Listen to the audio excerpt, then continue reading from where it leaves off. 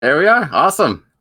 Cat Walters of iconic Rock I-100 and 96.7 The Vine. Thank you so much for joining me tonight on Dress Casual.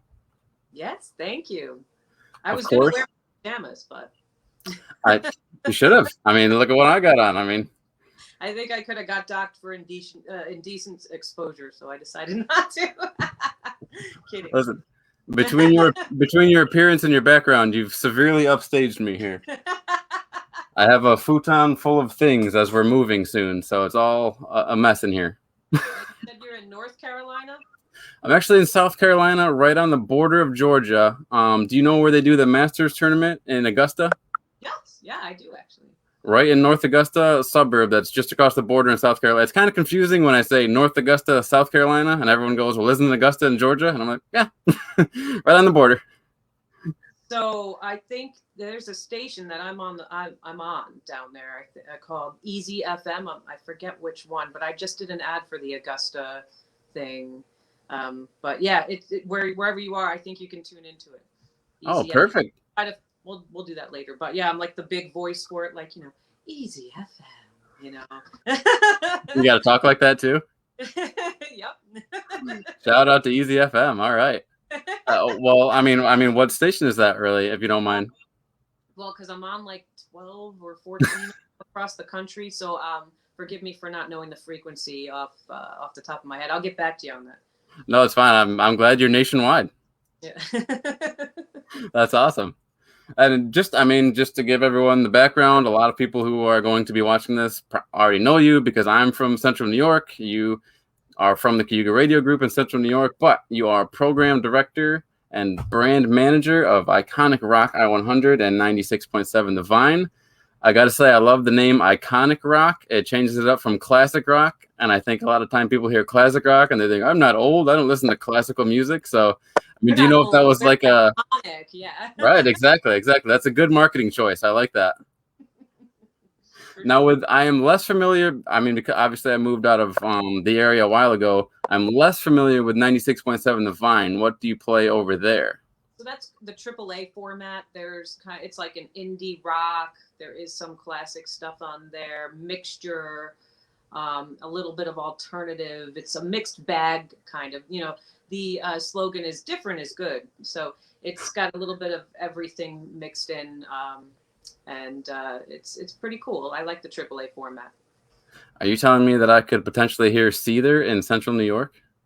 See, there'd probably be too hard for the AAA format, but possibly on Okay. alternative. Okay. We have another station so that's a little harder. I would say AAA is kind of a combination of adult contemporary mixed with some indie rock, a touch of classic rock, but it has also some modern alternative. I dare say alternative, but So we're like getting into like the Careless Whisper. yeah. It's got a mix of different things. Like, let me give you an example. I'm trying to think who I put in there recently. I don't know if you know who Lord Huron is in there. I can't believe I mean, no disrespect to Lord Huron. I just Jade Bird, Dawes, um, probably a bunch of stuff you haven't heard that you should hear. you're making me feel awful. Well, I'll be honest, I was introduced to a lot of it actually by becoming the program director. Some of it I was already listening to, but some of it I was introduced to. So. Okay. No, that's refreshing because I mean, if I was to complain, I mean, I'm sure in Ithaca there's a few more options, but in Cortland it was either when I was there anyway, you listen to classic rock or you listen to country or you listen to pop. And those were the three stations. Well, it's still kind of that way because the AAA station that I'm the program director of, the Vine, is what's called a metro station. So it's a HD spinoff. So that basically means that it shares a transmitter with a bigger signal. It's like a spinoff of that larger signal, and it's metro station. So it's only really heard in Ithaca and on the outskirts. You can't get it in Cortland. Dang it. I know, right? And I do like the format a whole lot. Same thing with our alternative station as well. It doesn't have a large listening area. I-100, however, has the largest listening area, not population wise, but aerial wise in New York State. Dang. Okay. Shout out to I-100 with that big old reach. Yeah, That's and like nowadays the FCC doesn't even allow a signal to be that big, but we were grandfathered in, so. Oh wow, they're slapping down on you, huh? Yeah. Oh no, no, no, no. We're allowed to because we started before they cracked. They changed their rules or whatever. Long Do you before. I'm old, but I'm not that old. No. do you happen to know, like, I mean, not it's not a huge deal, but I'm just out of curiosity. Do you happen to know like what the exact distance is that you're allowed to transmit now? I don't, but I can also send you. I have a pic. There's like a map that I could send Okay. you. Numbers off the top of my head. I can't lie, that's interesting that that would be like a rule, but whatever, I guess, you know. I think it has to do with interfering with other signals and a lot of stuff that's over my head that my engineer could probably tell you. Not my engineer, our engineer. I do get that actually, because when I'm here and I'm trying to listen to the old school hip hop, I hate when the gospel comes through and I'm trying to listen to Biggie or whatever. So yeah, Right, right. Yeah, you can't have, the gospel's good, but, you can't mess with Biggie. exactly, exactly. Biggie's got to be good and plenty, you know what I mean? Yeah, for sure, for sure. Well, looks like we might even have. Hey, Dylan Moran coming in. The other Dylan coming in with the what's up. What's up? Do you, excuse me, because I've basically been so nonchalant with addressing you this whole time. I think I may have addressed you as Ms. Walters the first time I messaged you, and since then it's just been Kat. So I hope that's okay. Yeah, that's fine. I'm Okay. Cat. I'm Cat. Yeah. Alrighty. So like I said, I do want to get back to the whole, Cayuga Radio Group and I-100, but let's find out. I even made a fancy banner here. Oh, cool. Getting to know Kat. All So right. first, let's start with, where did you grow up? I grew up in Long Island. Okay. And in a town called Wading River. I went to high school in Riverhead, which is, if you know, Long Island looks like a fish. The fishtails at the east end. Riverhead's like right north of the split between the fishtails. Okay. Dang. So you grew up on a little bit of toughness there, a little bit of Strong Island in you. That's right. Well, that's awesome. What was the name of the high school? Riverhead High School. It was Riverhead High School. Okay. Home of the blue waves. So we were beach people. Yeah, we were. Dang. We hung out when we cut school. We go to the beach and watch the sunsets, have bonfire parties out there, and so the east end of it's funny because Long Island, a lot of people, my husband when he met me thought he'd always call it the concrete jungle, and when I took him out to where I'm from, there was farms and beaches and vineyards, and he's like, this isn't what I thought. So the east end of Long Island, the western side, Nassau County, would often refer to us as the boondocks. We were out in the boondocks. Now, since I've left there a long time ago, when I go back there, I don't even know where I am anymore because they built so much crap everywhere. Yeah. It takes you like an hour to go somewhere that would take you 15 minutes, without all the traffic. So it's too bad. That's so funny for a couple of reasons. I mean, I've been to New York City. It was awesome, but I would never imagine that there was a boondocks area. So I do need to make my way out to Long Island if I ever do. Yeah, if I go back to New York soon, I'm sure I will. But yeah, they did build a lot of McMansions and unnecessary store centers and stuff, but which is too bad. But it still is very beautiful. Yeah. Okay. Well, and the second reason is, I mean, you now are in obviously the central New York area, so you've seen what farm country and is it pretty comparable? I mean, this is way more massive and extremely beautiful too in its own. I miss the ocean, the Long Island Sound or the ocean. We don't have that obviously here, but it's still beautiful here. I love it. I'm sure you got to enjoy the beach for all of 3 months out there when you're living in New York in the great weather. In Long Island? Yeah. Well, it didn't get as cold as it does here, so if it got below 30, that would be kind of odd, Really? Out of the ordinary. Yeah. So, I'd say an average winter day. I mean, we got snow and stuff, but nothing like what we get up here. And you could go to the beach still, you're not sunbathing in your bikini or anything, but we still would go all the time. Dang. Okay. Uh, Learn something new every day. That's why I love doing this podcast. That's awesome. Now, my next question: were you popular in school? Probably not. When I was a kid, I got picked on, and everybody used to. It's funny because I'm cat, but everybody called.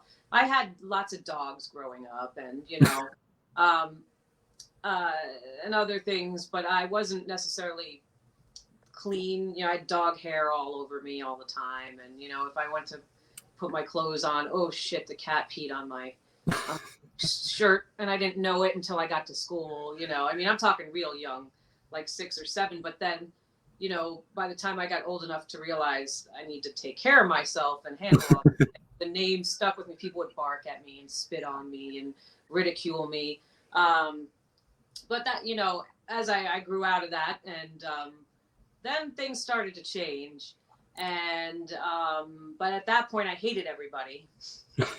So not really, but I get what you mean. Yeah. I was like, you guys tortured me basically, and I don't want to be here. So I was kind of, I would say, somewhat of a little bit of a badass. But I was smart. I got good grades, but I just, you know, I wasn't textbook popular. Yeah. I had some good friends, and I guess my what's that? You just didn't care anymore. It was just like, yeah, Breakfast Club attitude, right now. No, that's what's. I mean, obviously, perspective now as I get older and thinking about things like that. And my wife and I are actually expecting a little girl in July. So, son was born in July. Okay, well, hopefully, right around then. What was the date? 13th. Lucky 13th. Okay, maybe. My lucky number. Yeah. That'll be cool. My dad is on the 20th, so he's obviously got his fingers crossed. That would be cool too. They could share the day. Yeah. Just thinking about girls in school, and obviously as a boy, you're just like trying to be weird and like Ninja Turtles and do your own thing, and then obviously, I love turtles. Yes. You get older and you start, Yeah, I was a tomboy growing up because I was the dirty kid, and I was wrestling with the boys, and they didn't care as much, as the snotty girls, so they would hang out with me because they were dirtier than me,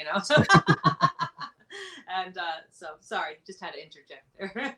No, that's fine because it just totally plays into, I mean, as we get older, we start looking at each other in different ways, right? Like, oh, look at her or look at him, and like you said, you already have that history in your head of like, well, you guys hated me a few years ago, and now all of a sudden, because I, look a certain way, I'm viewed totally differently. Pay for nice clothes, and I learned how to take care of myself. Now it's okay. It's like too late. Yeah. Yeah. Very annoying. I mean, and I guess we can stay right there. You said you just have one son or even more children? Just one and done. Okay. And how old is he? He's 10. He's 10. Okay. So you're approaching a very pivotal age. Yes, we are.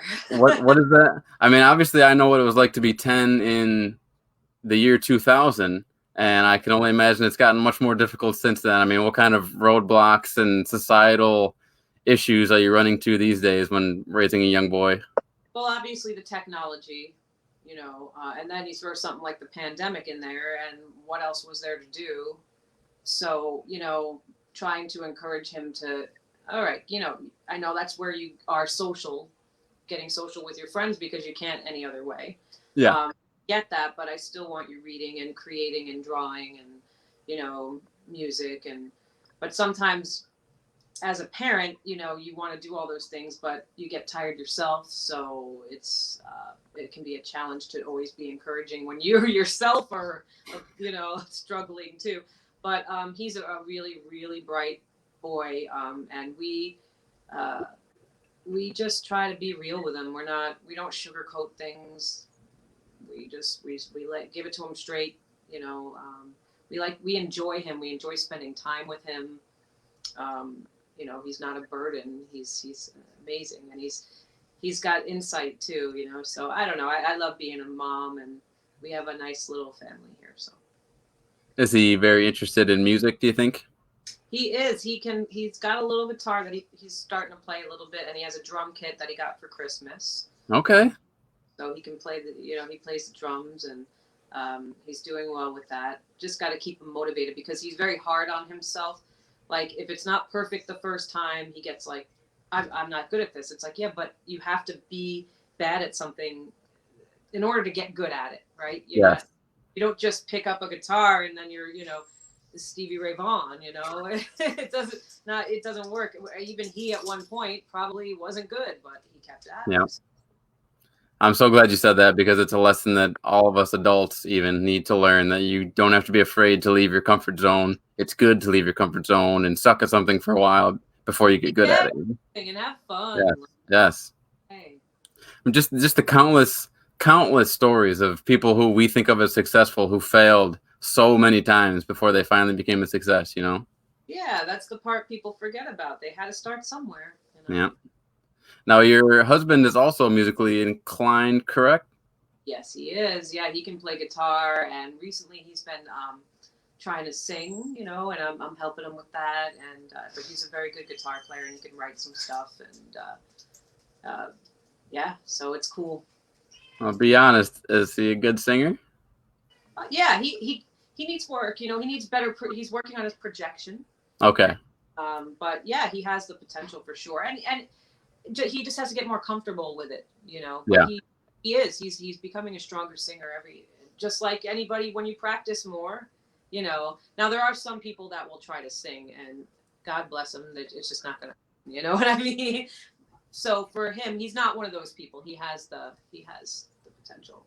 Okay. Just needs to let his diamond shine, essentially. Exactly. Well, and so I'm like, I can play guitar at a very basic level now. I learned simply so that I could write songs. Gotcha. So I can play chords, I can play some power chords. Forget it with leads. I'm not going to be playing any. I'm clumsy.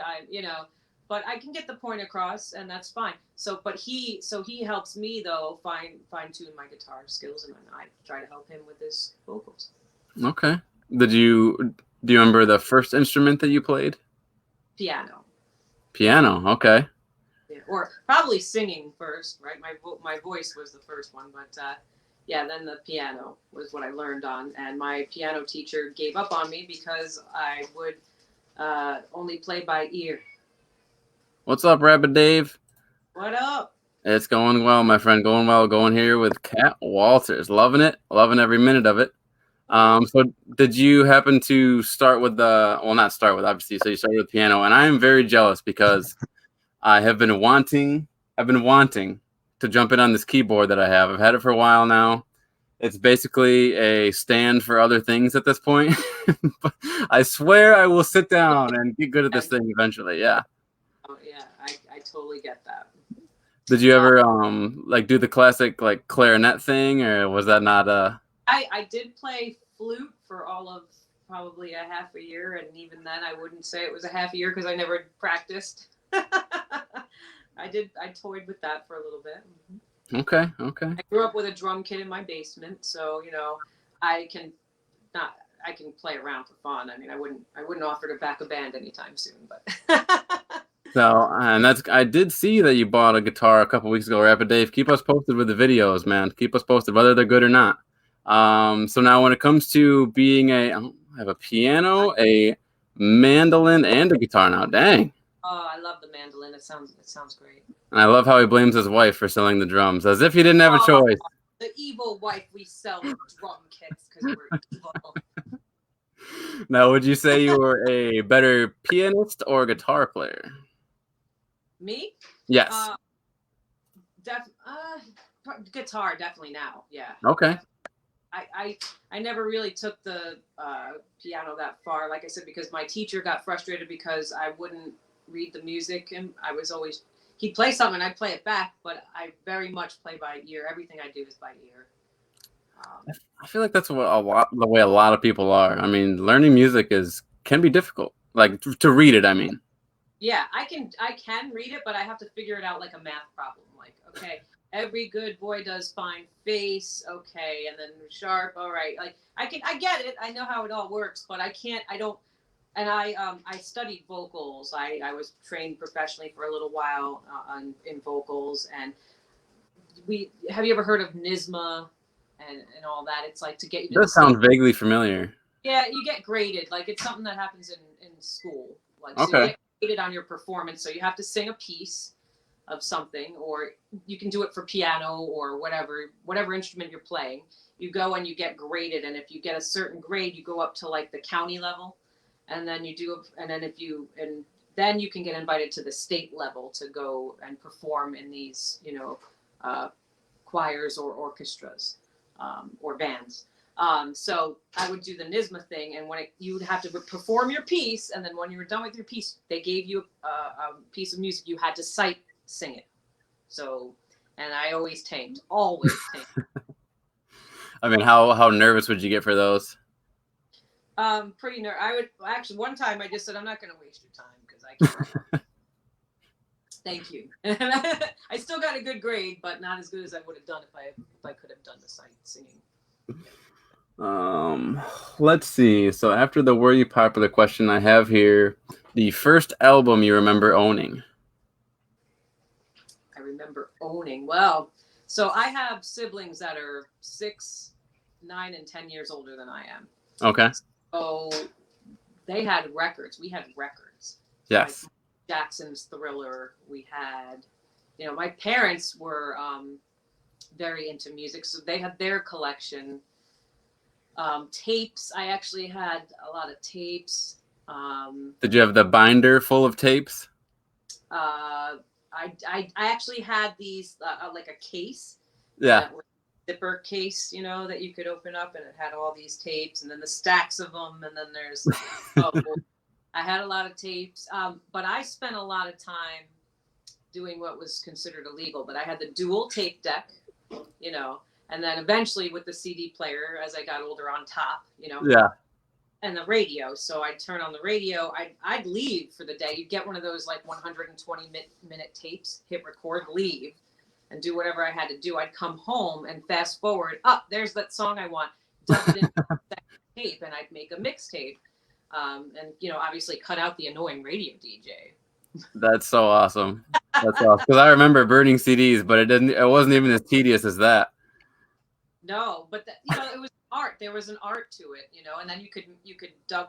Once you made your mixtape, then you could put that in and record it onto another tape and give it to your best friend or your crush or whatever, Yeah, exactly.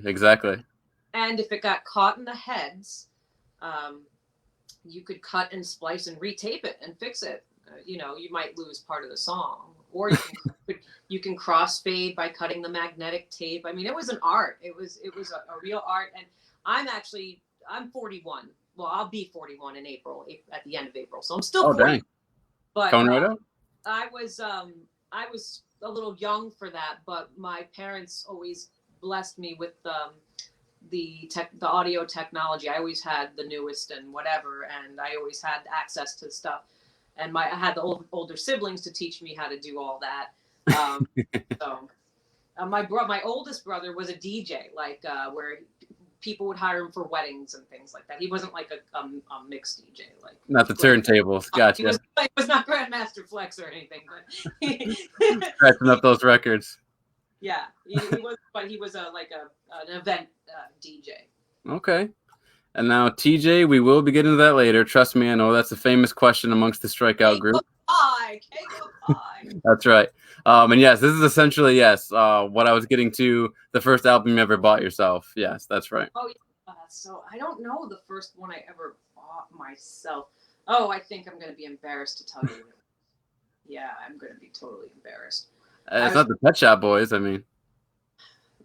Pet Shop Boys would have been better than what I thought. Really? All right, I'm going to come clean. Come clean. I was like probably my son's age, 10 years old, and I loved Mariah Carey.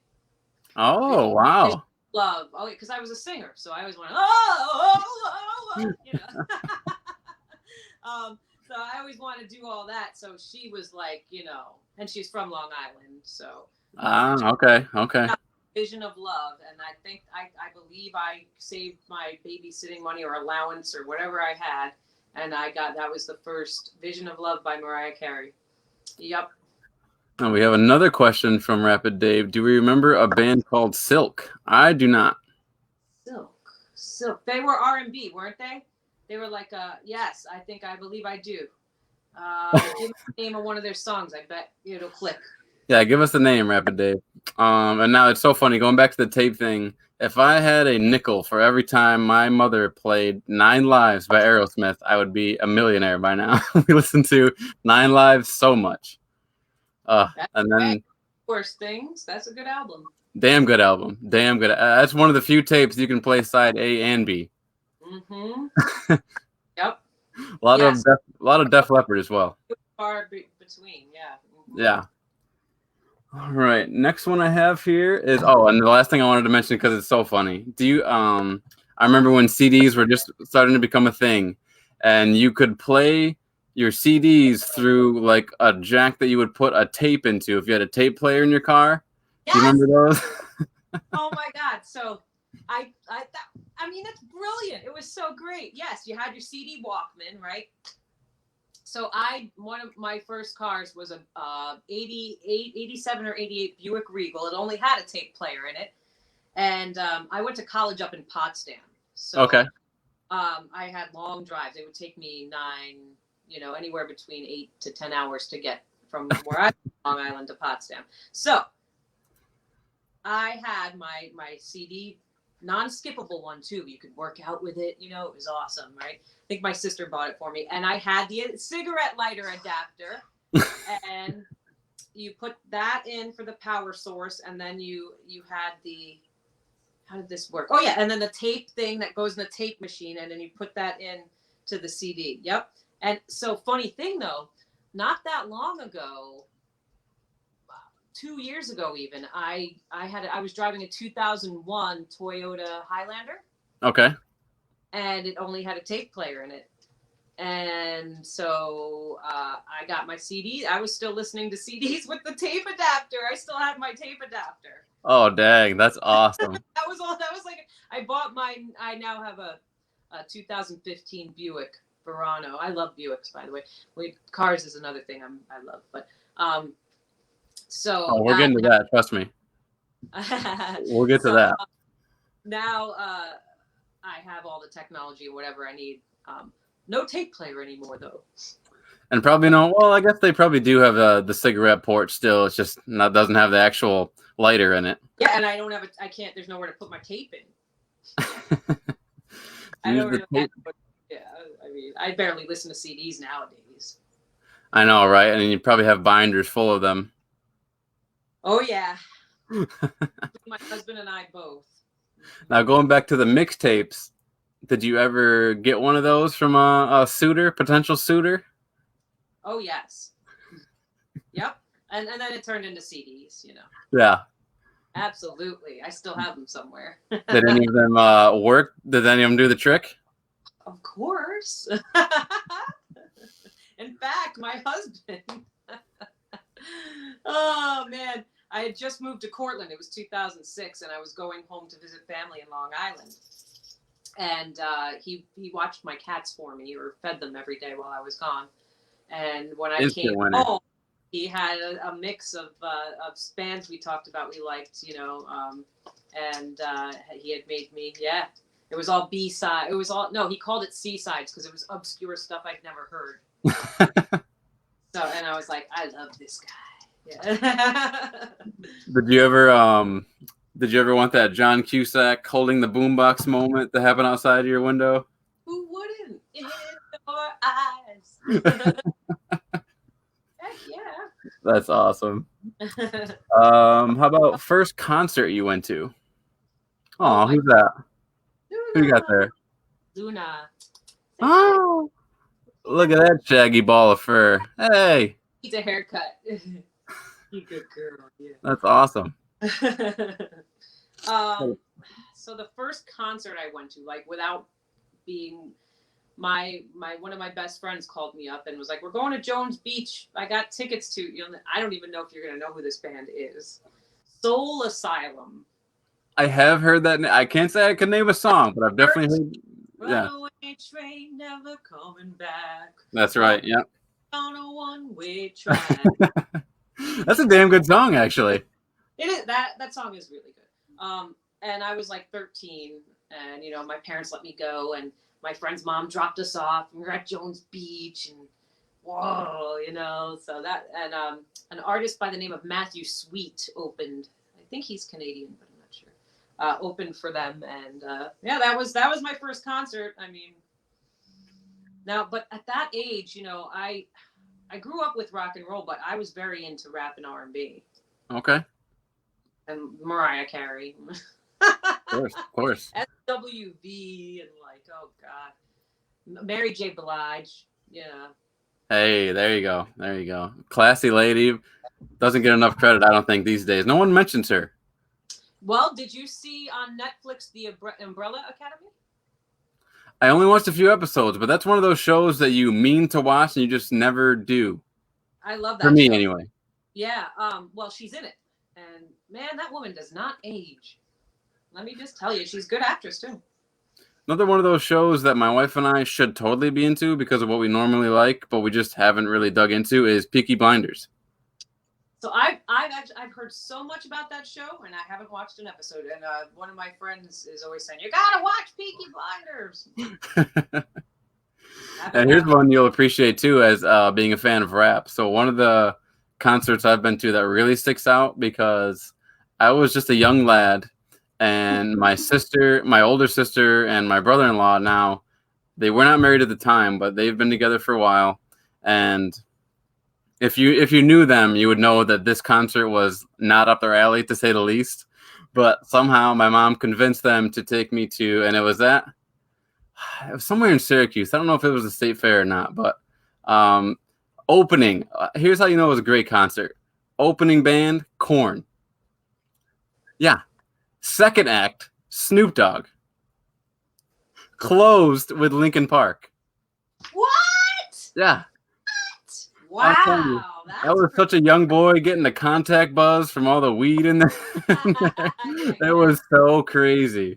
So crazy. That's cool, man. What year roughly, do you know? Linkin Park, probably 2002, 2003, maybe. Probably, yeah, right around then I was going to say. Probably just as I was getting into my teens. Yeah, I had to be right then, yeah. So funny. And the amount of people that left after Korn, I was so disrespected for Snoop Dogg. I was like, come on. What did they do?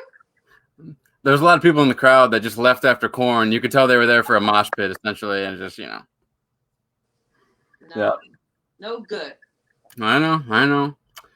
So how about this one? Being in radio as you are, do you have a favorite radio personality from when you were growing up? Wow. So I used to listen to, I think, a radio station called WBLI. It's for Long Island, WBLI. LI is for Long Island. I just remember they had a morning show team, and I couldn't even tell you their last names. I mean, I was like 6 or 7 years old. I had the clock radio wake me up every morning, and I remember Shelly something. Her name was Shelly, and I loved them. And I remember my sister, I had to share a room with her for a while. She's 6 years older than me. So she was taking some quiz to find out it was one of those quizzes your teachers give you to find out what profession would be good for you. Right. Now she was born a teacher, and she was born knowing she wanted to be a teacher, and she's a very good teacher. Tough times for her now, but yeah. What's that? I said tough times for her now, I'm sure, but yeah. Absolutely, yeah. But innovative, and she cares about what she does, so she finds a way. But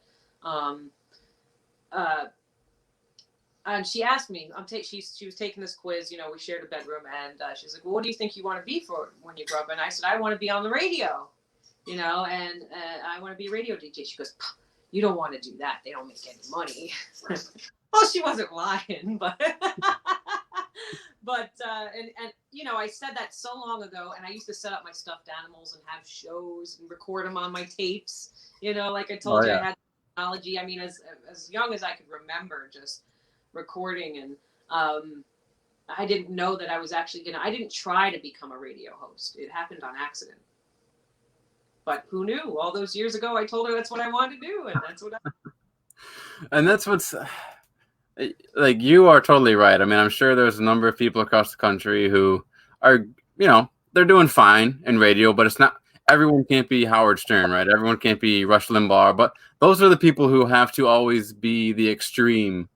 I feel like it's hard to keep that. If you're naturally that way, then so be it. But some people put on a real act, and I feel like that's got to be very hard to keep up all day, every day. Exactly. It's like what, when the whole money thing, it's like, look, I have what I need. I am blessed beyond belief. I don't, and I'm not trying to be rolling in the dough and all that shit. You know what I mean? I just want to have what I need, be able to provide for my son and live comfortably, have my wine and do a podcast with my iPad, and I could get, I'm happy. So yeah, I'm not making. I teach at the community college. I always tell my students, no, I'm not rolling in it, and I'm probably never going to. But I'm happy. I like what I do on a day-to-day basis, and I get paid fairly for it, and I live comfortably. What else do you want? I actually saw a post on your timeline earlier. It was very cool. And I hope this person forgives me for not remembering her name, but you had taught her a class for her, and now she works alongside you at the radio group. That's awesome. Yes, Samantha Hancock is her name. Okay. Now on Z955, the hit station, she's doing a tremendous job. She was a great student in my class and beyond, and she's doing great work. So it's cool because I always tell my students, like, some of them end up becoming like Red. I was telling you about the guy Red who has diarrhea of the mouth. Yep. And he also productions and stuff. He was a student of mine for a little while. But sometimes they intern with us. Sometimes they end up working alongside me. And Sam is like the perfect picture for my students to paint, because it's like, you don't need to. If this is what you want to do, you can make it happen. You just if you're looking to be Howard Stern, I'm not going to lie to you. That's probably not. Yeah. If you want to work in radio and because you love it, then that can happen. It's not impossible. Shout out to Sam. That's awesome. I really like that story. Now, with that position, was that something that you had seen and applied for, or did someone approach you for that? The teaching? Yes. So yes, Chris Xaver is her name, and she actually contacted me and asked me if I wanted to teach because she had an opening. One of her teachers was leaving, so it was divine timing, really. And I was like, sure, absolutely. And I did. Luckily, I do have a bachelor's degree. It's in speech communication and rhetoric. It wasn't specifically for radio, but I'd been in the business long enough, and so she said, yeah, so let's make it happen. And so I've been teaching ever since 2009. That's awesome. Has it been virtual lately, or are you starting to get back in class? Well, as of right now, I only teach in the fall anyway. Okay. I teach Intro to Broadcast Operations, which is a split class between TV and radio. I teach the radio side, although I did take the TV side. So, and then there's I teach audio production. One, just intro to, getting used to the recording program and things like that. But that I only teach in the fall. So yes, this fall was, the college was open. And now here's the thing. How am I going to train students to hit buttons and multitask in live time over? You can't. You got to be there. You got to help them. You have to coach them in person. They need to be touching the boards. They have to. So luckily we did meet in person, but there were a couple of times where there was a COVID case, and so they would close for a week or two. And I did the class virtually. So I'd give them a tour of the radio station and take questions and do some of my lectures or whatever. But, It's a very hands-on thing. Now, the audio production wasn't as hard to do because everybody stayed at their own station. And then even when you're teaching that class, you basically can go onto their screen and point out stuff to them, and then you can make it so that all their screens have to see what I'm doing on my screen, so that can be done virtually. But the Intro to Broadcast Operations, so I was very happy that we were able to meet in person so that they could get at least some hands-on, and they were able to do their demos, and it all worked out. No, that's really interesting to hear. I mean, I guess among the things you hear about that are tough to teach, now I know to include that in the group, because And I spoke with my biology professor a little while ago. I did a podcast with him. And it just made me think, I mean, sure, you could teach English, you could teach history fairly easy virtually, I'm sure. But when it comes to like having kids use a microscope and handle different labs, I mean, yeah, like you were saying, got to be hands-on. It's just too bad too many kids are having to learn that way, and it's affecting their performance and their grades and all that sort of thing. It is, it's a big challenge. And the couple of times, and I report on them all the time on my show, because it's like another virtual oops. One kid in the Philippines, a teacher was teaching, and he was playing Call of Duty. He thought he muted his mic, but he didn't. He muted the teacher, so he couldn't hear the like, hey, turn off your, hey, come back to class. And he's like, yo, bro, like, and talking of, and these things get recorded, and then I am like, watch what you're doing on these. Like you and you don't know if they're actually there, and if they are they getting the message, are they, it's a challenge. And I definitely sympathize with teachers who had to do it. My son's teachers, everybody, like some of the kids don't have the technology, they don't have the Wi-Fi, or they don't have parents that are saying, hey, you have class, log on, Right. It's a challenge. I was watching an episode of South Park recently, and Cartman was just the episode. I didn't get to see it yet.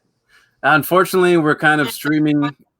Yeah, we're streaming things right now, so I don't have Comedy Central to watch live. But so I haven't seen the pandemic episode, but Okay. the vaccine one, and I have to see both for sure. I haven't seen him either. So.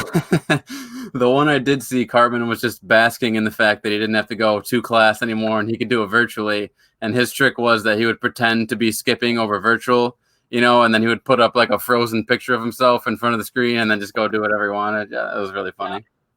Yeah, exactly. So like, a lot of times that's why, like, I'm like, I'm sorry if you don't like cameras. I'm on radio for a reason too. I'm not a huge camera. I'm getting to it now because of all this stuff, but like I insist that I see your face and that you're moving and interacting with me when I'm teaching, because what are you paying, especially with college, you're paying for me to be teaching you, so. No, exactly.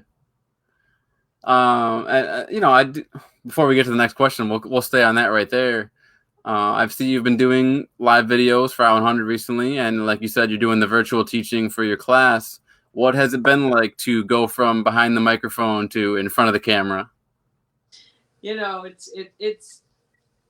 think so. I think I should do it more because people enjoy interacting, and for that reason alone, to have another way to connect is cool. But yeah, I mean, I don't like to put on makeup. I'm not wearing makeup now, and it's like, but I can push all that ego shit aside. I'm allowed to curse on here a little bit. Absolutely. I'll try to, but if you can put all that aside and get to the important part, which is like we're sharing something, and people can look beyond, whatever's going on with this, then everything will be fine. I just have to get over myself. It's funny that you mentioned, sorry to make a stupid aside here, but it's funny that you mentioned asking about cursing, because I'd posted a while ago now that if a guest asks me if they can curse on the show, I'm going to be disappointed if you don't at this point. So fucking right. No. That's to all my sponsors out there. I got the beeper if you need me. I'll send you the bleep. Now, how about this one? Because this one's kind of fun to me. Obviously, we both, we're growing up in the blossoming era of MTV. Do you have a favorite show that you used to watch on MTV, whether it was Road Rules or Room Raiders, or I think it was Parental Control or something like that? Oh, man. So my family, when MTV came out, this is how cool my parents were, because they really were. When MTV came out, we were one of the first people to have it. They didn't even, and it wasn't even their thing really, but like I said, my siblings were in their teens, by the time it came. I think MTV was out in like 1981, I think, or when it first started up. So maybe we didn't get it like that year, but we were one of the first families in our in our community to have it at our house. People are like, you have MTV, you're lucky, like I didn't have Disney, but I had MTV. So I remember Downtown Julie Brown and like, oh, come on, let's talk about the old school early 80s. And then Yo MTV Raps. There's a documentary on YouTube you got to watch. It's Yo MTV Rap. Just look up Yo MTV Rap documentary. I think VH1 ended up putting it together actually, but Okay. it's all about, how rap, the uprising of rap, but there's so much cool stuff because it gives you the history of video killed the radio star kind of stuff, and how the emergence of MTV, and then how rap ended up becoming, basically breaking through. And I actually every year I play that documentary for my students. Okay. And that they watch it on YouTube. Oh, I'm gonna check that out for sure. For sure. I remember for the life of me I can't remember what it was, but I remember hearing about like the starting up of like the Sugar Hill Gang and the hip hop, the hippie to the hip hop, man. And that whole thing was awesome. That was awesome. Well, but here's the thing. For me, what happened to MTV was very sad because it used to be what it stands for: music TV, music television. Exactly. So by the time I was in my early preteens, that's when that whole reality stuff came. And I said, why is it even freaking called MTV anymore?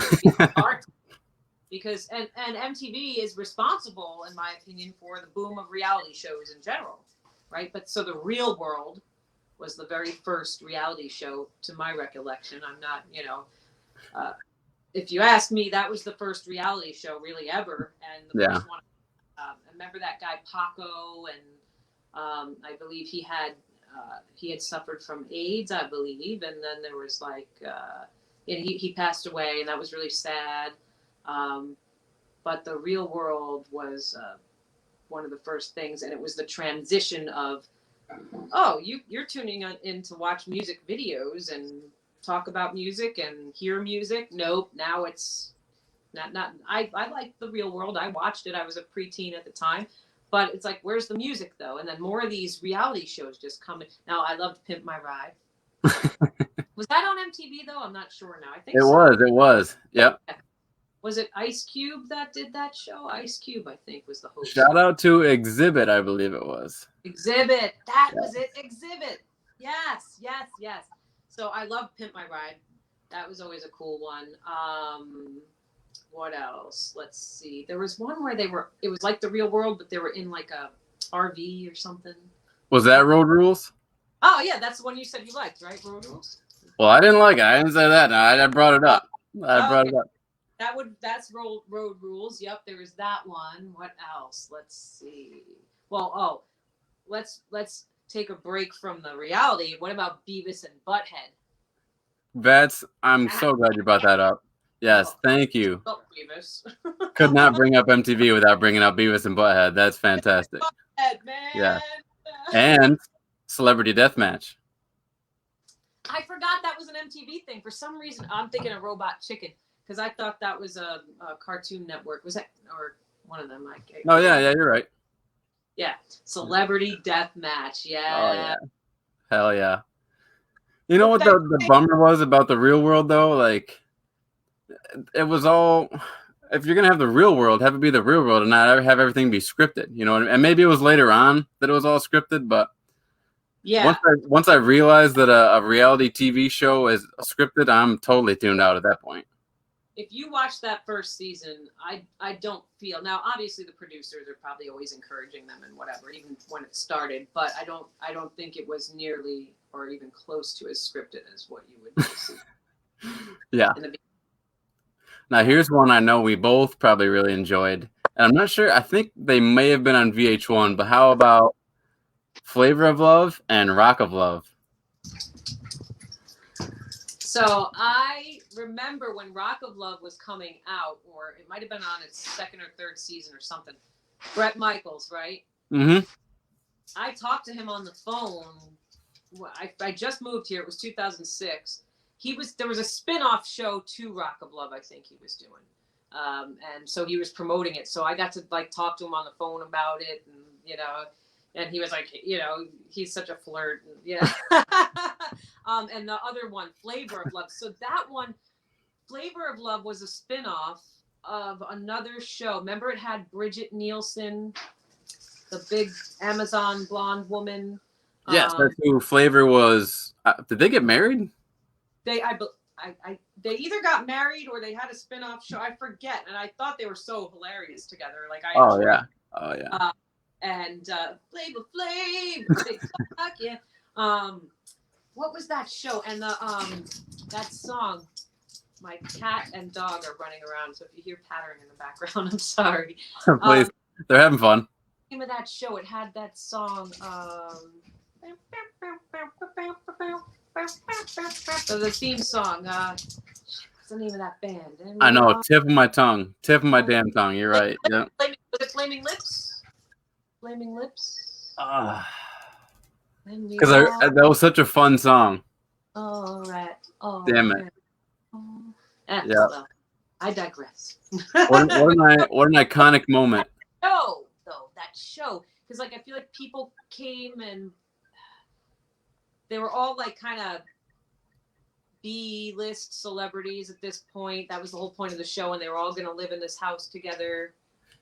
Oh, was that the Surreal Life? That's it. The Surreal Life. Now, if I could just remember that Flaming Lips song, I'm pretty sure it was Flaming Lips. But... I mean, will you ever forget when that lady New York spit on the other girl there? Oh, you don't remember that? Oh man, talk about giving me a project to watch with Yo MTV Raps. You have to YouTube when New York spit on the other girl. That was classic. We're talking. Wait. Hold up. What show was this? This was Flavor of Love. Oh, okay. So I'll be honest with you. I watched The Surreal Life, and then watched whatever he did with the woman there, and then I didn't actually watch Flavor of Love. I kind of fell off at that point. And I actually I'm recollecting it wrong. The other girl spit on New York. And then, New York was just someone that you did not fuck with. And she was like, bitch, get back here. Yeah. That was, oh, God, that was great TV. Great TV. Sure drama, yeah. Yeah, so then that's what happened with the reality shows, though, too. So first we lost the music on MTV. Then you had to go to VH1 to watch the music, Video Hits 1, right? And then, so that became reality TV. And then reality shows just started growing up everywhere, all over all networks. And then I just, I never got into that Real Housewives stuff or, because I avoid drama at all costs. I'm not going to pay to tune into it. Like, get out of here. You know what I mean? Although I did love Flavor Flav. But... Oh, yeah. How could you not? Now, are you telling me that you do not keep up with the Kardashians? So I think, like, when they first came out, I watched some because it was like, I have to know what's going on here. Gotta watch it. Not that the show was a train wreck, but and they did set a precedent in so many ways. So I watched it a little bit when I think when I was pregnant, though. Because at this point you can't have any fun. So you're sitting there with your feet up and you're big as a balloon, and there's nothing else to do. So I think that's when I got into the Kardashian thing more than I'd like to admit, but I'm trying to be honest here. So yeah, I did watch some of that. And then after he was born, I was too busy, and then Disney was on or whatever else we were watching. But yeah. But so I have some familiarity with that. Yeah. Yeah, the whole pregnancy thing. Talk about a guilt trip. I mean, my wife's sitting here all sore and tired, and I'm just like, I'm gonna go get another beer. Sorry, you can't have one. Oh man. Yeah, I know. Try not to get. We know it's not your fault, and if it was the other way around, I'd be having a damn beer too. So, don't let us fool you. We're just, if you couldn't, and you had this human growing inside of you, and brand your body anymore, you'd feel the same way, But that's what we do get it. It is what, but it is a miracle. Oh, for sure. It's been unreal. The first time I felt, my son's name is Tristan, I first felt him kick that, like, you know, because at first you're just nauseous and you don't feel good and you're tired and, you know, whatever else.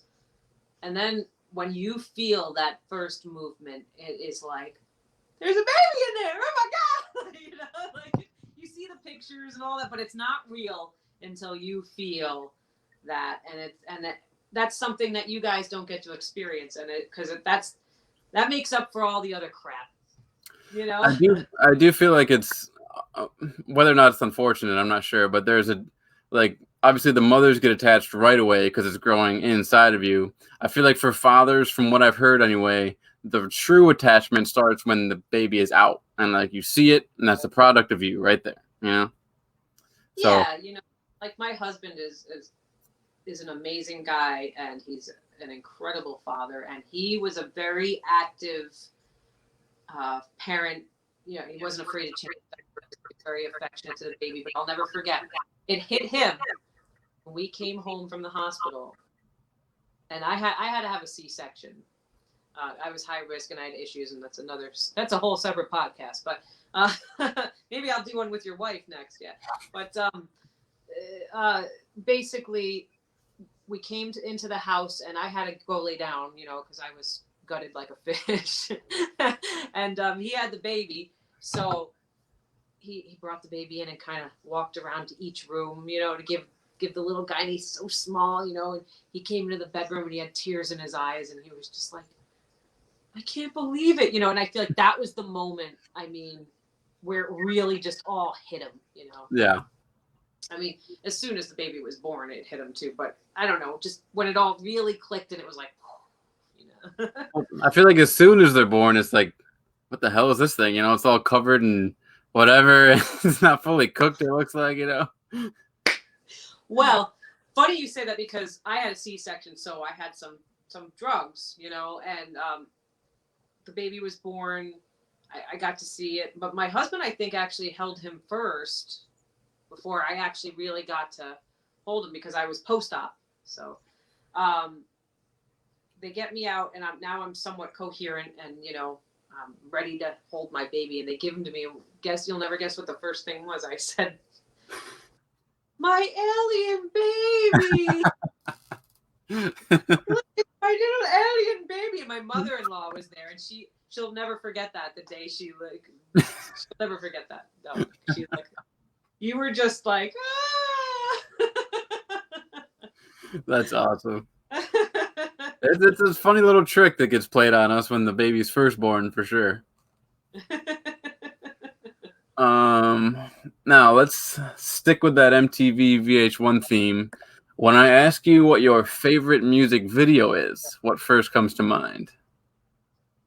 Oh. Well, what popped into my mind actually was "Don't You Cry" by Guns N' Roses. Don't cry. Okay. That's based on a book, and I haven't even read the book. And I also liked "Last Dance with Mary Jane," Tom Petty. Oh, "Land of Confusion" by Genesis, with the weird puppets and Ronald Reagan sweating in the bed, and oh man, have you ever seen that one? Do you know what I'm talking about? No, I need to look it up. And have you seen "Don't Cry" Guns N' Roses? I haven't seen that one either. What about Mary Jane's "Last Dance," Tom Petty? No? Okay. So, yep, you got to see all these. Obviously, Thriller. I mean, right. We had the documentary. I mean, you didn't just watch the video. You watched the documentary when they're doing his makeup, and like we had it on VHS, and yeah, you had a movie night and watched the whole thing about the making of Thriller, and then at the end they play you the whole production. So yes, obviously Thriller. What else? What else can I think of? Trying to get a little more modern here. No, you're good. I liked, even though it was pretty basic, I liked Nirvana's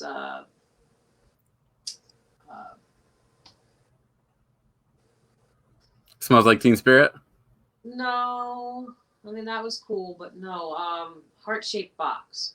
Okay. I don't know why I liked that one for some reason, but I did. Do you like Evanescence? Do you like Evanescence? Oh yeah, Amy Lee and that. Yeah. I love some of those videos. Yeah. Yep. But see, so what happened was though, you didn't really. Now I guess YouTube, you can, artists are now putting out these elaborate video productions. For a while there, though, it got kind of stale because now where do you watch the videos? MTV isn't doing it because they're reality TV. I think VH1 just went by the wayside, gone. So you don't have that. Then there was Palladium. I don't know that you could see videos on. Okay. And then Palladium, I think, merged with MTV2, and they were doing videos. But there was a little bit of a lull before YouTube really exploded. Where did you go to watch the Amy Lee and video? You know what I mean? Where did you see it? I'm curious. I think like you could still see music videos, and it was kind of funny. Like when you first woke up before school, early in the morning, they would still play music videos. And that's where I saw like Wake Me Up. I really loved My Immortal, just for the simplicity of it being black and white, and like she's so beautiful, her voice is so beautiful. I mean, the piano, everything about it, just like if you don't get emotional during that song, I don't know what to tell you. It's just have no soul. yeah, it's crazy. It's crazy. And on Netflix right now, there is a really cool documentary going back a little further about ZZ Top. Oh. I've never watched any of their music videos until I saw that. I love the simplicity. I love the classic boy meets girl. I've seen any ZZ Top videos, maybe Legs back in the 80s, but Great one, yeah. I can't remember, just wasn't it a bunch of legs, like women walking around? I think it focused on like a waitress at a diner, and she would do her thing, and this guy showed up, and he was so fascinated. But I love that they were like not in it, essentially. Like they just like would show up, and then they'd be gone. I love that part. Yeah, that's coming back to me now. Yeah. What about, do you know the video for Aha, Take On Me? I know the song, not the video. Okay, so this girl's reading like this comic book, and she ends up getting sucked into it. Okay. And, it's at a diner, and then the waitress thinks she dined and dashed, right? That she like ate and whatever. So yeah. She crumbles up the comic and throws it in the trash. Well, at the very end, the girl, when she gets thrown back out into reality, out of the comic, she's outside the wastebasket, like, that was a cool video. That's pretty cool. I like that. I remember as a young kid watching with my family The Wall, and how trippy an experience that was. Yeah. I mean, my God. Did you ever watch Dark Side of the Moon in sync with Wizard of Oz? Okay. You just blew my mind. Oh, no. Man, you have to do that. Everybody has to do that once. Wow. Oh, yeah. Okay. I forget how to sync it up. It's like you have to, when the third roar of the lion, or when the lion roars in the beginning, but it has to be, the Wizard of Oz with, I was going to say with Dorothy. Judy Garland, that one. And you play Dark Side of the Moon in sync with it, and it's incredible, the synchronicity. Some people are like, they did it on purpose. I don't think they did it on purpose, but it does go very well. So you have to turn down the sound of the movie, and you have to play the CD or whatever you got. Yeah. Wow. Yeah. Wow. We did it I got introduced to that in college. Of course. How about do you have a favorite making of the band story? Making of the band. That's a good question. Making of the band. What is a band that has an interesting story? I mean, they all have interesting stories, really. I can't think of one that stands out. I mean, because they all do, Yeah, they all have interesting stories.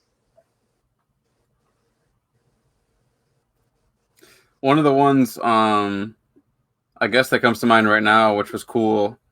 I guess, I think it was Eric Clapton was like doing a jam session with some people, and all of a sudden Jimi Hendrix just like showed up for one of the first times he ever really appeared on the scene, per se.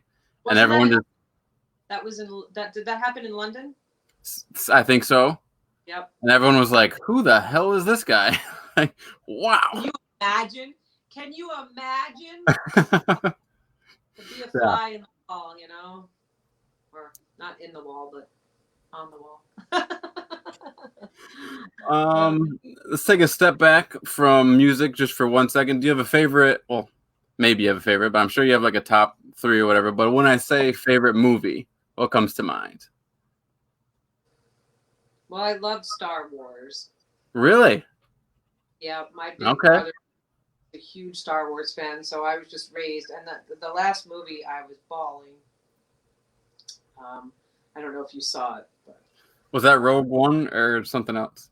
not Rogue One. No, it was the one that was out right before the pandemic because I went and saw it with my brother. He came to visit me for New Year's, and we went to Regal Cinemas in Ithaca, which I don't even know if it's opening back up or not. I don't think it is, sadly. Um, but it was the last movie I saw in the theater. So whatever that, so I'm such a great fan. I can't remember the name of the movie. They're all Star Wars to me. I mean, I know the timeline, and it's funny because the ones from the '70s, and then they produced that was actually they started at number 3 and then they went back in time and then they went forward. I can explain the whole timeline. I just can't remember the name of the movie. What was the name of the last Star Wars movie? The Rise of Skywalker. The Rise of Skywalker. Thank you. Now here's one. What's that awesome actor's name? Is it Dillon Ryder? Something Ryder, right? Adam Driver. Ryder. Adam Oh, Driver. yeah. Yeah. Yeah. He played Han Solo's son and Leia's son, right? Yeah. Yes. Now I've heard mixed reviews on like he's like a sleeper, sexy guy. What's your position on that? Well, I could see how he could be perceived as sexy at times, and sometimes he's one of those people like me, for instance. Like sometimes it's like, yeah, I look good. Then other times I'm like, ugh, you know. That's the truth, though. It's like, yeah, that's the best way I could say it. Now, obviously, you love music. No secret there. What about talk radio? Do you listen to a lot of talk radio? To be honest with you, no. Okay. Once in a while, but just to see what's out there. My husband said I do. He does listen to it more than I do. I just talk radio I have a huge respect for it. Possibly could even take part in it someday, but I just love music too much. There, I'll just leave it like that. I can hear it. I can hear. I'm Kat Walters, and this is NPR. Well, funny you say that. I started my career at an NPR affiliate. Oh, okay. Yeah, in St. Lawrence County, so it was North Country Public Radio. That's how I got my start in radio there. Well, I was just a weather announcer, and I switched the programs over before everything was automated. I had to pull out the mini disc and put a new one in, or turn on the satellite feed or whatever. And I did weather forecasts, and that was basic. Oh, and sometimes like brief news updates or something, but I wasn't the person talking. But I did start my career with them up there, and they were a good bunch of people. Okay. Well, actually, I do want to stay there then, so I don't lose my train of thought there, and then we'll come back to these other awesome questions I have. So, how did that lead to what you're doing today with the Cougar Radio Group? Yeah, so from Long Island. I went to college in Potsdam, and the idea was I was going to try to go. They have a great music school up there, the Crane School of Music, and I was maybe going to do something vocally. But then I realized that's not the direction I wanted to go in. I didn't see myself being a music teacher, seeing as though I couldn't really read music so well. So I just did a regular liberal arts study, and I was the type of person that just wanted to do everything. I'm interested in everything. Mm-hmm. Still am to this day. Yeah. But it was really hard for me to reel it in and narrow it down. At first, I was going to do criminal justice and psychology, and I was trying to double major. and Sounds I very was familiar. I can't lie. in law and sociology and French. I've done a lot of world traveling too, so I did some of that while in college. I did some of that before that. So I'm just like, what the heck am I going to do? Because I love everything and I can't narrow it down. I bit off more than I could chew trying to double major. And then I just went crash. Yeah. And then I had some health problems that had to be dealt with and some surgery. And then that got done. And then it was like, all right, at this point, I'm a junior and, because of the health problems and my psychological crisis of identity crisis of not knowing what the heck I'm going to do, it put me, I lost about a year and a half of getting anything done. So once I got myself recentered, I'm like, all right, here I am. I basically have another full year. I can get this done. I can get the piece of paper, right? Yeah. At this point, I don't even care what it's in. What can I get? Okay. So, like, just to get this done and have the piece of paper and all the rite of passage that is necessary to function in society. So I'm looking at it and I realized a lot of the stuff that I took is all a communication major, but specifically speech communication and rhetoric. So I said, all right, let's seal it up. Let's do it. Finish it up. So I did. I finished on the president's list and everything finally. But it was just a speech communication major. And what happened was I was dating, he's still a friend of mine, a guy who was working, he's older than me, and working for the newspaper in the area, the Town Daily Times. He was a photographer. And we met and we hit it off. We moved in with each other. But so the newspaper and the radio people kind of all clicked together. If you've ever been to Potsdam or St. Lawrence County, it's massive and beautiful. It's God's country up there. But like the amount of people, the population is not. So everybody kind of knows each other there. And through a function or something, I had met somebody who worked for the NPR affiliate, and they said, "Wow, you have a really good speaking voice. And what are you studying?" And we talked. And, well, there's a part-time position open for like an announcer and like a board op person. You should apply. So I did, and I got the job. And then from there, I worked part-time while I was finishing up college. And then I finished up college, and there's a few options I had that I could do with them, but it wasn't the direction I wanted to go in. So there was a commercial radio cluster right on the border in a town called Messina.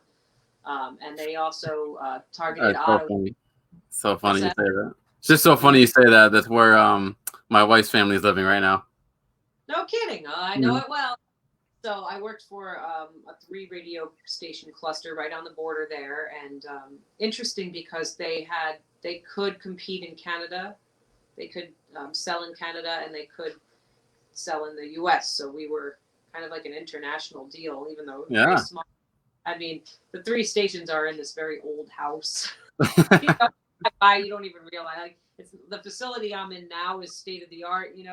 That was just an old house, and it had some studios in it. Upstairs was the sales office. The stairs creaked when you went up there. I mean, I bet it's still that way now.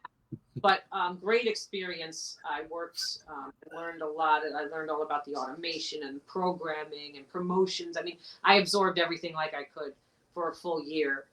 And then I said, okay, because the guy I was with at the time, he was ready to move.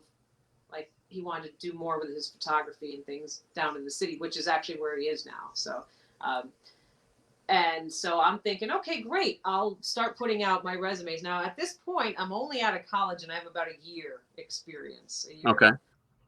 So, in New York City, and they're not looking to jump and hire me. They've got, it's who you know and all that stuff. And I didn't know anybody down there. So, but I pumped my resumes out there and applied for everything that there could be. And I got 2 bites. One was in Utica and one was in Portland, I-100. And I-100 at the time was I-100 and WMSA, which was a news talk station at the time. We were not yet part of Cayuga Radio Group. So I was like, well, these are the two job offers I have. It's not quite Long Island, but it's closer, so let me build my resume up a couple of years.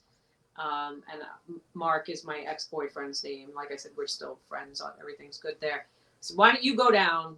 And he got a place in Jersey City and do your thing down there. I'll stay here. We'll just, we'll do the long distance thing for a little bit. So I start working at I-100 as a morning show co-host with a man by the name of Mark Van Ness. And I was also the production director, so I handled all the production. About a year into that, we found out that Saga Broadcasting, which is the parent company of the Cayuga Radio Group, Okay. was purchasing I-100. So I was like, okay, so we're going to move over. So what they had to do in order to make the deal happen because of monopoly laws, things like that, in the post-consolidation era, I'll give you that lecture another time without getting too technical, but they donated WMSA to a Christian. That's what that is now. It's no longer. They couldn't take WMSA. They already had a news talk station. I mean, and as it is right now, we have 10 stations at the radio group. So the deal went through. We moved over to the Cayuga Radio Group. In the meantime, me and the guy that I was with, we broke up on good terms, but just go in different directions. Yeah. And then I met my husband, who owns a auto repair shop in Cortland. Him and his dad are partners. And I said, you know what? Screw it. I'm going to stay here. I like it. So here I am, almost 15 years later. It'll be 15 years in August that I've been with I-100 specifically. That's awesome. And when you were doing the morning co-host thing, was it something to where like he did like a comedy routine and you had to pretend it was funny, or was it anything like that? Well, it was new territory for me because I hadn't done anything like that before. As I said, I was a board operator and announcer at NPR. Then I was running a very bare bones operation for 3 stations, but mostly just doing voice tracking. And I ran an oldie show on the AM station, and then I did some stuff for the rock station. Okay. I was never bantering with somebody, so it was great to work with him because I learned a lot, and I missed that partnership. But I basically was the observer in the beginning because I'm sitting there and I'm feeling awkward because I don't know what to do. And I remember somebody called in and they didn't like me because all I did was laugh. But that's because I felt like an awkward, like there's a thing my brother-in-law does. It's like, how does it do it? Awkward turtle, awkward turtle. I know, but I felt like an awkward turtle, so I didn't know what to say, or so I was nervously laughing in the background the whole time. And somebody called and was like, "Oh, no one wants to hear her laugh." And this is what I knew I loved this guy, because you know what he did? He called the guy back and was like, "We don't call you and tell you how to do your job. Like, she's new, give her a break." And and I was like, "Thanks, man." He likes. Oh yeah. And the guy was like, "Well, I'm sorry. I'm sorry." Yeah. But yeah, so it taught me how he was definitely the driver of the car, or the navigator of the ship. And yes, I just chimed in and you got my perspective on things, but I liked it. It was fun, So when we moved over, then we had that housing collapse, the big bubble, and there was like kind of a recession in 2008. Yeah. And so fortunately my co-host got let go, because he was an operations manager and a program director of the 2 stations in Cortland. So, he was getting paid a lot. And when they brought him, you can't really take that away, and with the economy, we all took pay cuts. There was a pay freeze. And then people were let go because they had to, and it was a real sad, really, really sad thing. It was a Friday. And we were supposed to go celebrate. At the time, we were still what's called a rated market. Okay. Now we're not rated here. No more Nielsen rating here. We were, though, at the time. We had a good booking or something. And so my co-host, he's also my boss, is like, "We're going to go out to lunch to celebrate." Well, I'm in one of the studios doing some production. He comes and he goes, "We're not going to lunch. Been great, thanks." And I was like, what are you talking about? I mean, at this point, he's like my work husband. They call him work, And I'm like, what do you mean? You know, and like, I got called down to the office, and they were like, Kat, Monday morning, you're on your own. And I was like, they're like, and if you don't want to, that's fine. But now I just bought a house, and you know, I was like, I'm gonna stay. You know, I would love to be like, I'm going too. I really would have, but it wouldn't make sense. You know. Yeah. So it was sad, and I mean, I was crying, and that first show on my own in the morning without him, and that was in 2009 or 8, somewhere around there, and it was pathetic. Like the show was terrible. You know, I'm sobbing. You know, I'm playing songs like "Learning to Fly" by Tom Petty. I remember that. And you know, I go into the song and I'm sobbing like while the song's playing, trying to come back on the air, like you know.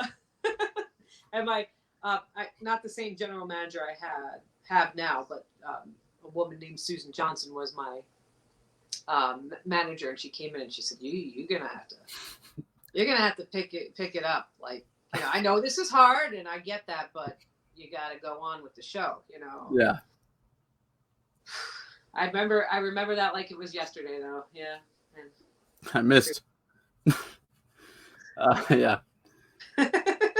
Jesus Christ. No, it's funny, you know, the lessons we learn as we go along, right? And as we work with people, we realize, like, I think one of the big things is realizing like how temporary your friendships can be. I mean, you build up a relationship with someone at your workplace for so long, and all of a sudden you don't work there, or they don't work there anymore, and you hardly ever talk with the person, and you've been so close with them this whole time. So that can be a real bummer as well.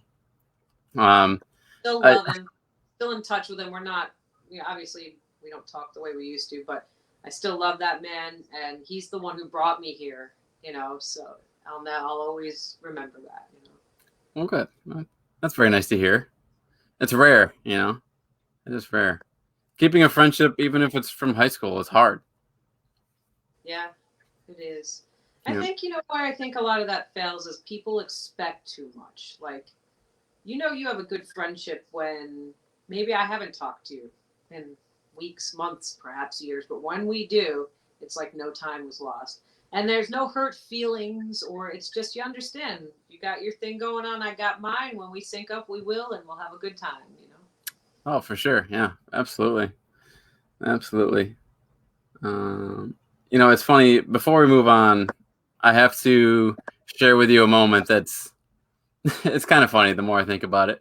So you've been super awesome with your time. I'll try to get through the rest of this quickly because you've been great with your time. I'm having fun. Well, I appreciate that. And you've been so flexible too. I mean, I literally messaged you last night about what time we would start tonight, and you were just like, "Cool, awesome." You know, so thank you so much for that. But I used to work for the Sun Auto Warehouse in Cortland. I was a detailer there, and you showed up for a promotional event. I'm sure maybe more than once, but definitely one time that I remember. I got together with my buddies in the back, and we all came up front because we had to see what was going on up front, you know, with Cat Walters and I-100 and everything. And I was being such a dork. Like, I stuck my head through the showroom door. I was like, "Oh my God, there she is! I have to talk to her. I have to talk to her." And they were all like, "Stop! You're being weird," you know. So, it was so funny. So I do appreciate this for sure. And now that I've gotten past that, That's so cool. Thank you. well, yeah, please, thank you. What was your first job ever? Well, I babysat. Okay. My first job was at a seafood restaurant, and called Ocean Fancy. And you could either get your fish like from the case. I mean, this is Long Island, so seafood's a big deal, right? Yeah. Get your fish from the case, or you could sit down and eat it. It wasn't like, even though it was called Ocean Fancy, it was not a fancy place at all. But it was right off. So Long Island Expressway goes from the city all the way out to the east. The last exit off the expressway, we were right there. So what do you get? The Hamptonites have to go this way to get to wherever their foofy foof house is. So they would stop, even though this place was not the fanciest place.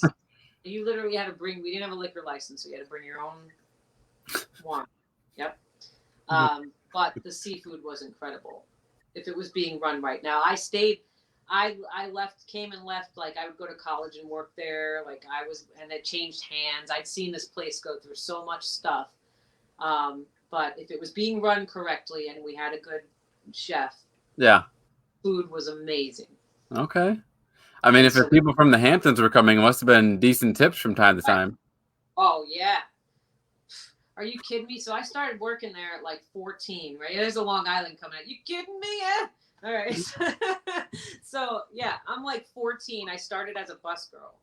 And a girl who was my best friend, one of my best friends, even to this day, was running the place, basically. And I know she was only 15, but, you know, she was really good at what she did.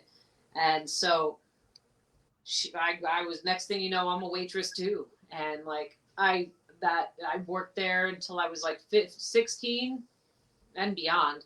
But I went to France when I was 16 and I was able, I had money coming out of it. I had so much fucking money. It was unbelievable. Like cash too. It was all cash. And it was cool because, you know, and I earned it. I busted my ass, and I'd get out of that place and stink like fish, you know. But it was great because I was able to, you know, see what it means to be a diligent, hard worker and earn money. I probably made more then than I do. Honestly, you know. But it was incredible. It was incredible. Great experience. And I love seafood, so I got all the seafood I wanted. Now we talking, I mean, what's your favorite kind of seafood? Favorite? I'm a scallop guy. I love them all. I love clams and oysters, and I'll eat them raw. I love sushi, like the real raw sushi. I'll eat it. Salmon, lobster, scallops. Oh, I just love it. Flounder. Have you... Rod, calamari. Oh my God. You do like calamari, okay? Oh yeah. Okay. Yeah. Now, does it have to be fried or not even?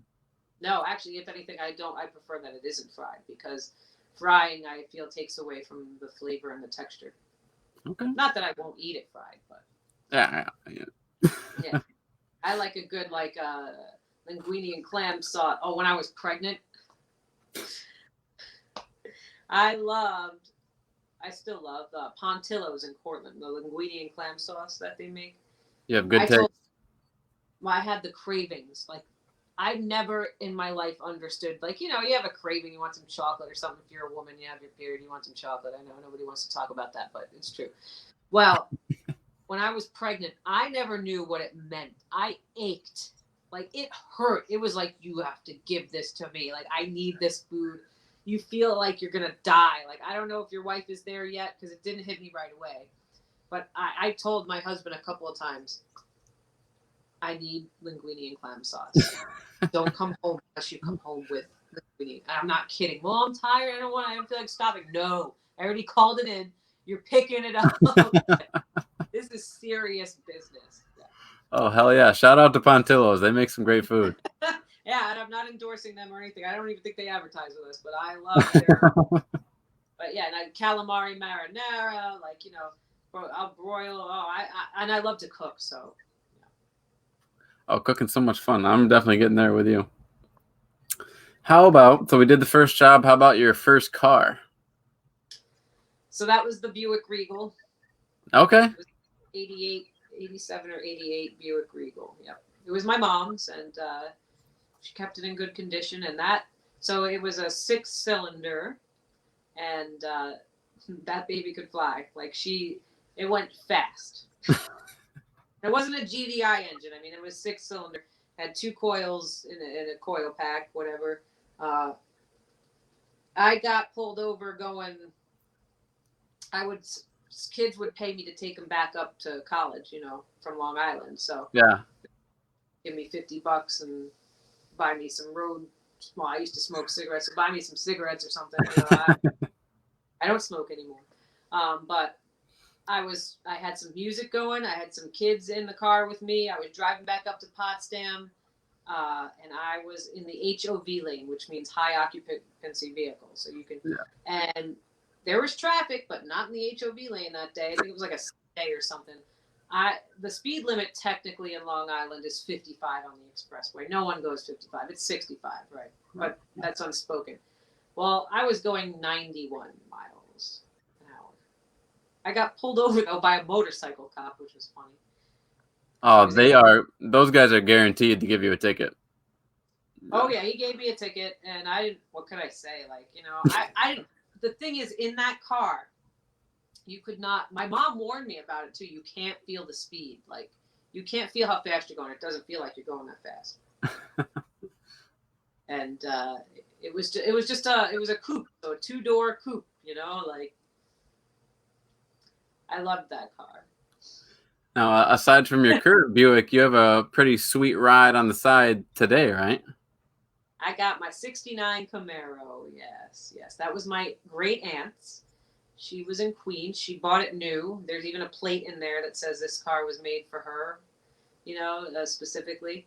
And because when she wasn't driving it, it was garaged, one of the garages in Queens. So it has like just about 30,000 miles on it. Wow. And everything's pretty much original. She had some work done and some people changed stuff around, which I'm restoring kind of back to what it was. As far as in the engine, like they took the oil, they messed up the carburetor, but we're getting all that straightened out. So. Okay. How about karaoke? Are you a karaoke singer? Not really. No, I mean, I do it. I have no problem with it. I don't know when the last time was I did any of it, but I used to do, like my family would get the CDs, the karaoke CDs, we'd all take turns singing. Yeah, back in the day. Then they had those machines that, you can get now or whatever, but I haven't done that in ages. I used to spend hours on the phone with my best friend, though. And it wasn't really karaoke, but we'd take turns singing songs on the phone. And, like, my mom would pick up the phone. It's before cell phones, She'd pick up the phone to make a call, and she can hear, like, me or my best friend Karen, like, singing. She's like, sometimes we'd harmonize over the phone together. Like, my mom would be like, "Hey, that sounds pretty good." Yeah. Oh, yeah. Oh, man. You write your own songs, correct? I do, yeah. What is your favorite song to perform? Yeah, I don't really know. I mean, if I get to perform any of my songs, I like to. Any of them are good. I mean, good to me anyway. It feels good to get it out, But yeah, I don't do for it. Okay. As you must sing to your son. I know you must sing your own songs to your son every now and again. Yeah, every once in a while. Yeah. I remember when he was a baby, we would sing like silly little, like "You Are My Sunshine" and stuff like that. So now this is the last song, last question in getting to know Kat. One thing that I'm curious about, and forgive me for my ignorance because it might be a stupid question, but no such thing. During, like, whether it's your show or anyone's, any host particular show, how does a playlist get set? Is that your choice, or is it like a randomized thing? I mean, is it something that's automated? How does that work? Very good question. So, as the program director, we use something called Music Master. We have lists with categories. It's all in this program, okay? So you have what they call the power category. That's the best songs, okay? Then you've got, this is specifically for the classic rock or album-oriented rock format, okay? Because, like, if you have new songs coming in, it's a little bit of a different formula. Okay. Don't have new songs coming in. Not to say that once in a while I won't play a new song by a classic artist, but they're not in the regular rotation. These lists are approved by, so, we're part of a company, and they have lists that they have consultants and tests done to figure out what should be on these lists. It's, I've said this before, it's been, that approach has been around for a long time. I'm not sure if maybe it could use some adjusting, but we'll leave that there if you know what I mean. Oh, yeah. Being very bureaucratic. Power category, then you've got your 80s primary category, 80s secondary category, 70s primary, 70s secondary. Then you've got like your 60s and early 70s. That's one category. And now, within the last few years, we finally have a 90s category. Okay.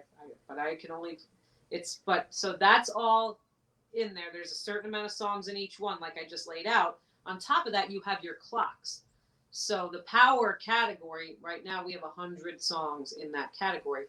That is set to play 4 times an hour. Gotcha. Yeah. The 90s category plays 1 time. And then, the other ones are kind of scattered about the 70s and 80s primary and secondary. And then the late 60s, early 70s. Okay, so that's all set up each hour. And then you hit schedule. Now, what happens when you only have X amount of songs by X amount of artists? There's a conflict. So you have an empty spot. You need to fill it with something that doesn't, there's like the Rolling Stones can play. I think we have it set up every hour and a half. Okay. Now, it's not the same song. Now, a lot of people, I just fucking heard that song. No, you didn't. You didn't hear the same song, but you did hear the Stones an hour ago. You did. Now, maybe it sounds, after a while when you hear the Stones, it sounds the same. Yeah. So I understand, but you didn't hear the same song. Let's just, if you want to be, let's be straight here. So you get a conflict, then I got to find something to put in there to fill it. Okay. But that's all pre-scheduled. Like I schedule it, but it's all done through these categories and the clocks, and I'm the gatekeeper of all that stuff. And I have to make sure the lists match what corporate sends down and things like that. Otherwise I can get in trouble. So after I send that through and schedule it, then, like for instance, the 5 o'clock free for all. Now that is listener generated content, right? I say here's the theme. Yes. The other we did screams, rock and roll screams, right? The best screams in rock. So you got the Who, you got whatever, a lot of 80s screaming and whatever. So I literally, and I have pads, stacks of pads. I write down the song and all the people who requested it. Okay. I try to pick the most popular ones, and I will pick like maybe an obscure one that I think, hey, that one really kind of fits. That was a cool suggestion. Or I got introduced to this, didn't know about it, thought it fit the theme well, So those lists I put together, I just override what I scheduled, right? I remove all that stuff in the 5 o'clock hour, and then I custom put all the songs in for that. Okay. Yeah. No, yeah. For anyone who visits your Facebook page, you're definitely going to find where you do the themes, and you're going to see hundreds, if not thousands of people putting in there, this song, that song. And some people put the same people will put like 10 songs on there, just because they love that part of it. So literally, yeah. And like sometimes people get mad at the other person. That's not a rock song. I don't care. If it's the theme you want to post it, go ahead. I'm probably not going to play it, but I still like the suggestions. I still like the suggestions. And some people I know make their own playlists at home based on what other people have suggested. I also will listen to songs, even though I'm not going to play them, but maybe I'm like, I've never heard of that before, and I'll listen to it. But, so in my own time, I'll do that, So yeah. I don't care. Post what you want and post as often as you want. It's fine, and I try to stick with the people who, I try to stick with the songs that are most requested, and sometimes some pretty obscure. It's like, okay, if I get in trouble for playing this song, I can at least say, look at all the people who asked for it. Like, I didn't just play it to be a rebel. I played it because they wanted it, because it's their show. It's our show that we build together, but it's based on them, They're creating it together, The depth of people's knowledge when it comes to like, here's a lost song from an album that was never really recorded, but Roger Waters sang it to his first girlfriend one time. There's some cool introduced to so much cool stuff, and I just love music of all different kinds and from different time periods and genres. In many ways, I consider myself a musicologist in some ways, and I love being introduced to this stuff. It's cool. For sure, for sure. Music discovery, it's where it's at. Well, we have finally passed Get to Know Kat. Thank you so much for all that. I definitely appreciate that. Please. That was, again, you've been awesome. This is not over yet. I do have a few more things, but thank you so much for, everything so far. This has been a great show. I really appreciate it. Yeah, this is great. Yeah. We are moving on to a little thing I like to do, this or that. Okay. Cake or pie? Yes, exactly. Cake or pie? What is the answer to cake or pie? Man, what kind of cake and what kind of pie? Can we combine them? Can we have a cake pie? I don't see why not. I'm going to invent a cake pie. It's going to be cake and pie. There's going to be like a pie on the bottom and then cake top on top. And I'm going to have both. You just made have my cake and eat it too, damn it. You just made all of my buddies who constantly ask that question like implode. Like, that's not a thing. No. All right. How about we will kick it off with your preferred beer. Well, I like a lot of microbrew. Okay. I do like a stout. There's a vanilla stout that Homer Hops put out that I like a lot. Oh, shout out Homer Hops. I love it. Yep. Summerhill Brewing, also shout out. They have one called Plato's Haze that I love. It's like this hazy, cloudy IPA, but it has like this almost pineapple finish. It's really good. I love all kinds. I told you the problem with alcohol is I love it all. I don't discriminate. So yeah, I like a lot. Oh, I don't know if you've tried their beer yet. I haven't been there even yet. Beer Tree? You heard of Beer Tree? I have not. Okay, you gotta, I don't know. Where are you moving to anyway? You're leaving? Just in the area. I'll still be in South Carolina. Do you ever visit up here anymore? It's been a while. My father and my mother-in-law still live up there, so I'll be up there eventually. And your wife's family's in Messina? Correct. Well, so I haven't even been to this place yet. I can just tell you that the beer is freaking magical. I don't know what they're doing to it, but it's really good. And they don't advertise with me. This isn't an endorsement. Like, you're asking me what my favorite beer is. If I see a Beer Tree beer on a menu somewhere, I'm like, give it to me. I don't even care what it is. Just give it to me. Like, I don't know what they do to their beer, but it's incredible. Hell yeah. Beer Tree. I'll remember that. I think they're like in the Binghamton area. They're south of where I am. I liked them on Facebook. They're drivable. It might take me 45 minutes or something to get to them. They're somewhere around here, and I've got to find them. How about your preferred liquor? Another hard question. Well, I like Scotch. Particularly Lafroig. It's Scottish. And it's very good.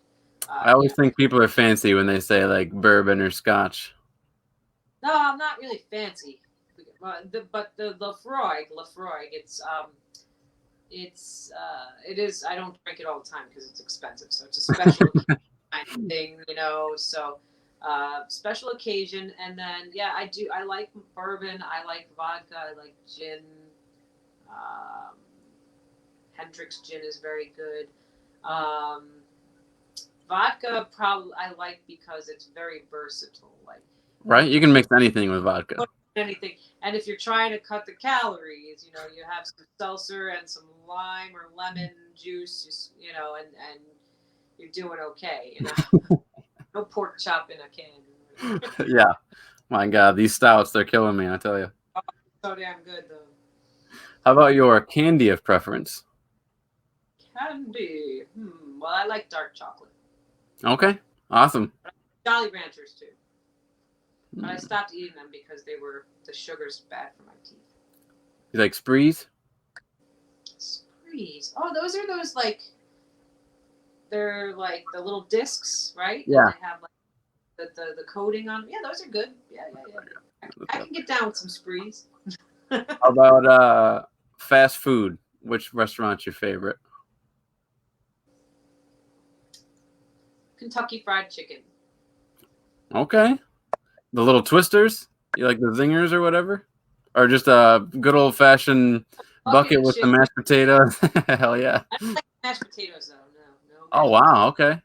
Do the green beans and the mac and cheese. Taco Bell is good. I don't eat fast food a lot though, but I like Taco Bell too. I mean, the McDonald's and stuff is okay too. What about the best Christmas movie? Do you even have to ask? No, okay. So there's two. One's a classic and one's newer. Okay. Guess one? National Lampoons? Oh. Or is it The Christmas Story? So that's one of them, Christmas Story. I was a kid when I saw that. So, I mean, I remember sitting on the carpet with my whole family, like watching this for the first time and laughing. So that is more of a sentimental thing. And what about the second one? More modern. More modern. Is it Home Alone? No, although that's a very good one. My son loves that one too. And I saw that in the theater when it came out. I think I'm the same age as Macaulay Culkin too. Very good movie. Hell yeah. No, newer than that. Is it? I don't think Santa Claus is any newer than that. Is it Elf? Ding, There ding, we ding. go. Yes. Don't be cotton-headed, nilly, nugget or something like that. That movie made me laugh so hard. Oh, it's great. I cried.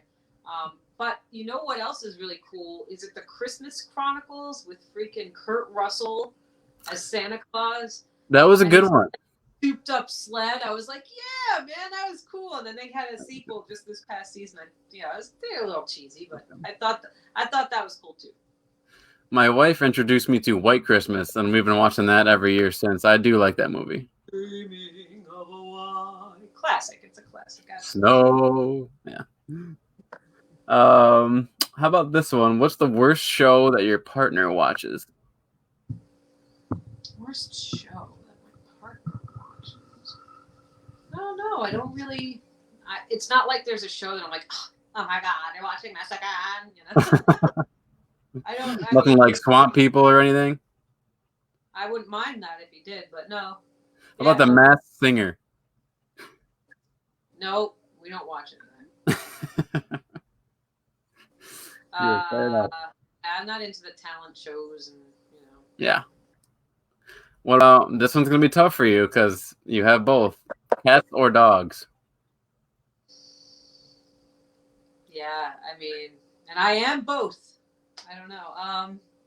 That is hard. I can't do it, man. I can't. Like trying to say now, I know a parent that has more than one child will understand this. It's like trying to pick a favorite child. Like you can't. Yeah. You can't. Now, there's certain things you like about one child or about the other, and different time periods of your life, you might prefer one of those children over the other, but you really overall can't pick. I love cats because they piss in a box and pretty clean. My dog, like if it's raining, I call her Princess Paws because she will not go pee outside. If it's any if the ground's texture isn't a certain way, she just will not go outside. All right, Princess Paws, and so I got the carpet shampooer. I'm looking at it right now because I keep it out because I have to use it all the time because it's that in between season time where Princess Paws is out. Like winter, she's fine. The snow don't bother her. Summer, but when it's that in between fall, spring, forget it. So that's annoying. That is annoying. I'm not gonna lie. Blondes or brunettes? Well, what about for men though? My son is a blonde and my husband is a blonde. So okay, all right. I'm gonna be in trouble if I say I prefer brunettes. My son and my husband. So. Okay, blondes. I'll go with blondes. Very bureaucratic of you. Now, I had this one written down, trucks or sports cars, but I think you're a sports cars kind of. Muscle cars, at least. My husband has a Chevy half-ton. I get to drive it every once in a while. I enjoy that. But yeah, I'm probably more of a sports car. I like the speed, How about when it comes to motorcycles, cruisers or crotch rockets? Cruisers. Okay. Any time on that one. Ford, Chevy, or Dodge? Chevy. Okay. Pontoon or speedboat? Pontoon. Nice. All right. I did some good partying on pontoons in my day. Actually, a funny enough story, real quick. I was just on a pontoon boat, my cousin's yesterday, and unfortunately, we had a little bit of a motor issue. And getting out and swimming and towing a pontoon boat is a lot of fun. I sense no sarcasm in that. Luckily, I could tippy touch the sand beneath us, so that helped a little bit. Jet ski or snow? Yeah, jet ski or snowmobile? Snowmobile. Okay. Because what am I going to do with a jet ski over here, How about beach house or a cabin in the woods?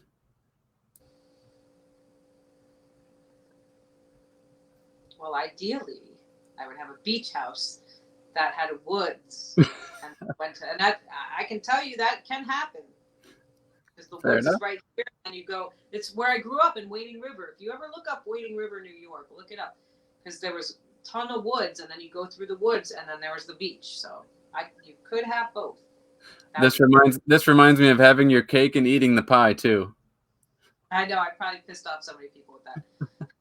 About hotel or Airbnb? Probably. I don't think I've ever used Airbnb, so I'm gonna stick with hotel. Okay.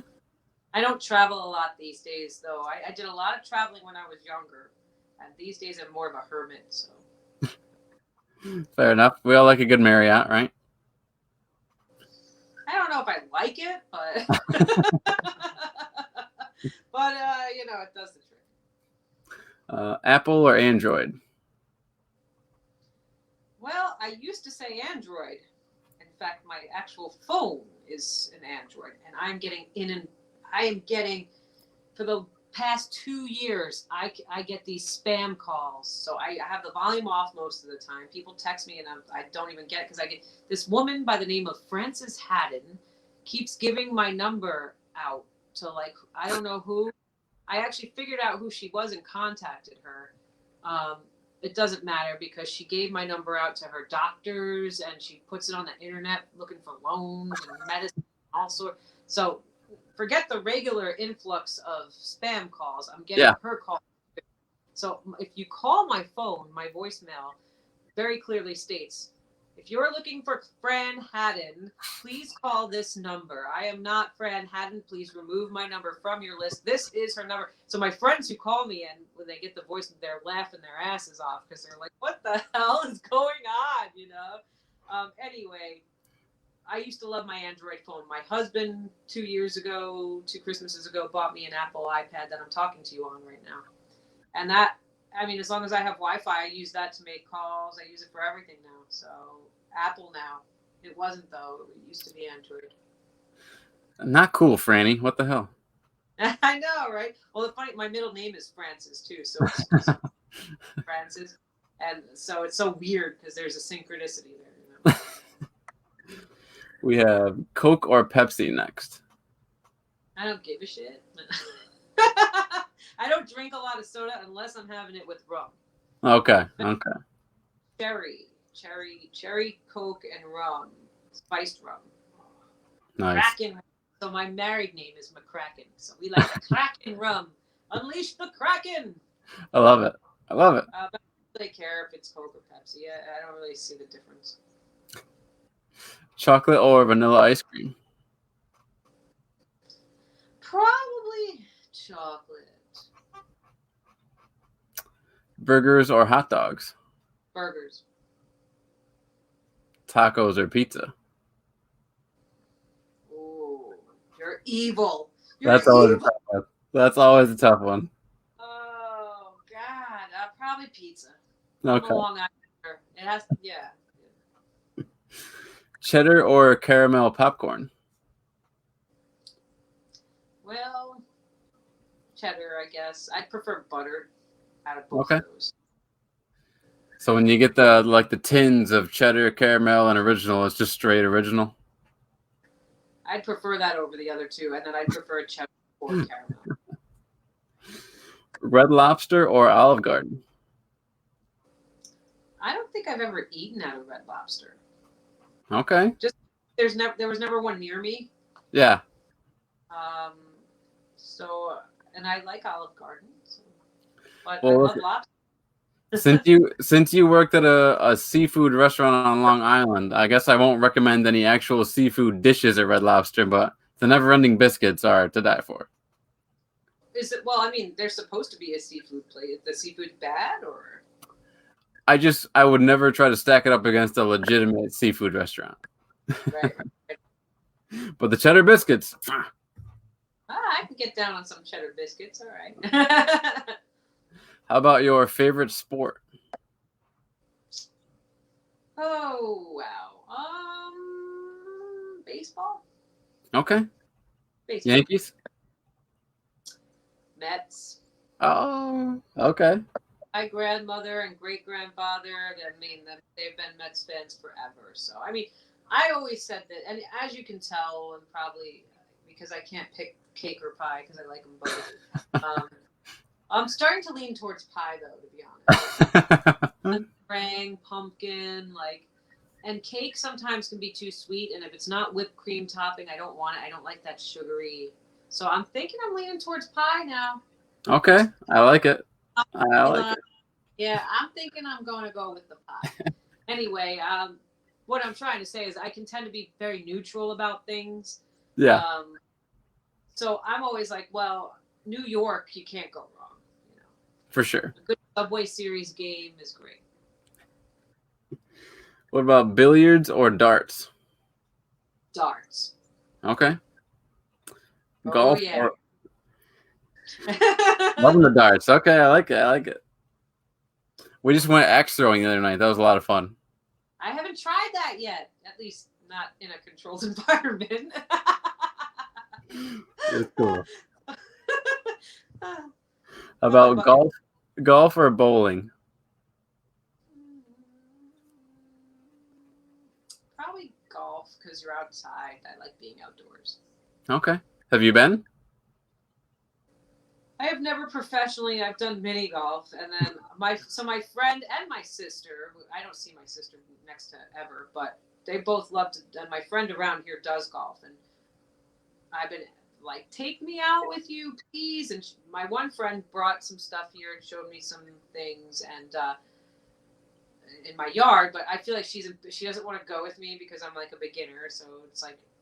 Well, I'm gonna hold everyone up. I'm gonna be annoying. I'm not annoying, but like whatever. Don't people take me. I want to golf. Somebody take me golfing. Please, come on.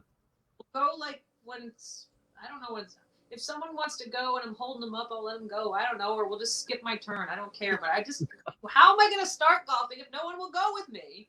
Exactly. And chances are I'll probably be better than you think. I just remember we did it in high school, and I kicked up a lot of dirt. I did have the Tiger Woods Xbox game. That counts. Yes. Next, we have archery or shooting guns. Now, when I was younger, I used to do some archery.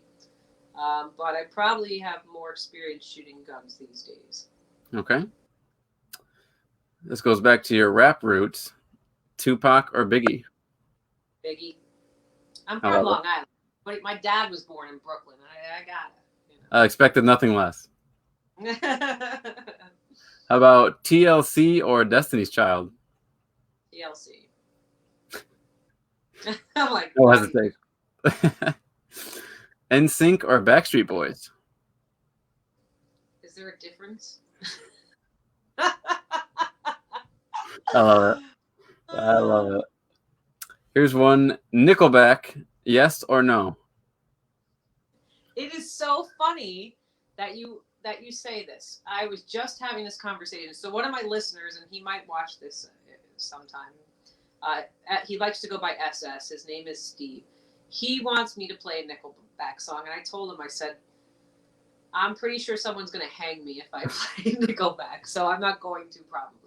But I have in the past, and there's somebody there during one of our threads, for the themes that we do.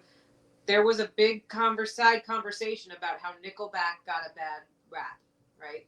Like, yeah, it's kind of unfair and blah blah blah. So, and this has been on my mind, so it's funny you asked me about this. I only know probably 2 Nickelback songs, but the one that their breakthrough hit, "This Is How You Remind Me," is a good song. great song. It's a great song. I remember the first time I heard it. I was at a bar called what's the name? Max Fields in Potsdam, and I had this guy that I liked, and it came on and whatever, and like I remember it, and the song is good. So I mean. Then I don't know what else they had. Like, did they do the Photograph song, or was that Creed? I was gonna say they did Photograph. I'm not crazy about it, but they were hot when I was in school. I know that. Yeah, the one that sticks out to me as well is "I Like Your Pants Around Your Feet." That's a good one. That's a good one. Oh yeah, that's dirty. Yeah. That's a good one. Yeah. Yeah. So and me if I could remove the stigma of Nickelback and just listen to music. And maybe just omit Photograph. Maybe they're not so bad, like so. Exactly. I feel like it's one of those things that everybody hates them because of a groupthink thing. Yeah. You're not allowed to like them because, and nobody really knows why. It's just no, you're not allowed to Nickelback, and that's the end of it. Like, okay. I dug into it because I wanted to know why people hated them, and the gist of what I got is they are generic, and it's like, okay. Whatever. So are so are the people who hate Nickelback just because they're supposed to hate Nickelback. Hell yeah. How about Smurfs or Snorks? Snorks. I don't really know what the Snorks are, so I'm gonna go with the Smurfs. I had a color form set of the Smurfs, and I loved it. Color forms. Do you know what they are? Color form? Yeah. No. Oh man, it was like this shiny poster board stuff, and there was like these sticker things, but they weren't really stickers. Like sometimes you lick them to get them to stick to the board thing. They since like do a new version with magnets. My son has one for like Star Wars and stuff. Same idea. It's like you move the little, characters around in the scene, but they were called color. They had this smell and like it was probably poisonous. I loved them. That's awesome. Flintstones or Jetsons? Oh, that's tough. And they're both Hanna-Barbera too, I believe, aren't they?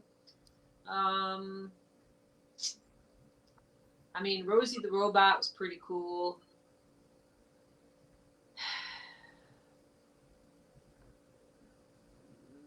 My God, why are you asking me that?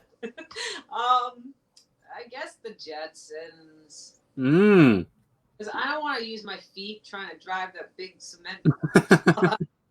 We got going on. Hell yeah. Here's one that hits close for me. This would be tough. If you asked me this, couldn't I? Hey Arnold or Dexter's Lab? What? Oh no. Oh no. Pinky and the Brain? Wait, that's all I got. Hey Arnold was the football head on Nickelodeon. No, not ringing a bell. I think I'm too old. Damn. Okay. My son's too young. I'm too old. My son's too young, so I missed that boat. Now the other one, Dexter's Lab. Yep. Heard of. Okay. But I'm thinking. You know what Pinky and the Brain is? Absolutely. Oh, Pinky. Take over the world. Yeah. So was Dexter's Lab kind of like that? I think they're both Cartoon Network. Dexter's Lab he was the short little redheaded kid, and he would invent all this stuff, and he had an arch nemesis, and they would sometimes fight, but he had his sister, his older sister Dee Dee, and she was just always aloof and a dancer, and she would come in and just break everything that Dexter made. And yeah. Okay. Hey Arnold is definitely Hey Arnold's your project in the near future. You got to look that up. Okay, but I have to ask: have you seen Gravity Falls?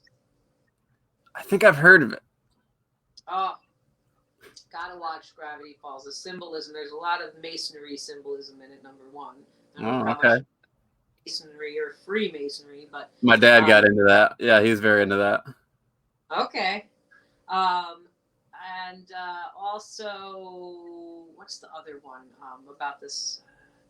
Phineas and Ferb. Yep. Yeah, my son likes that one. And what about Rick and Morty? Oh, don't get me started. Rick and Morty's awesome. Man, Yeah.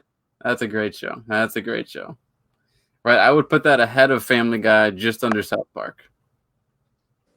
Yeah, I think I'm with you on that. And not so recently, but yeah. And don't forget The Simpsons, who predict the future all the time. Yeah, you're right. That's the longest TV show, I think, in existence, animated or otherwise. Yeah, you're right. You're absolutely right. They deserve credit. An episode in years, so. But it's still going. Transformers or Thundercats?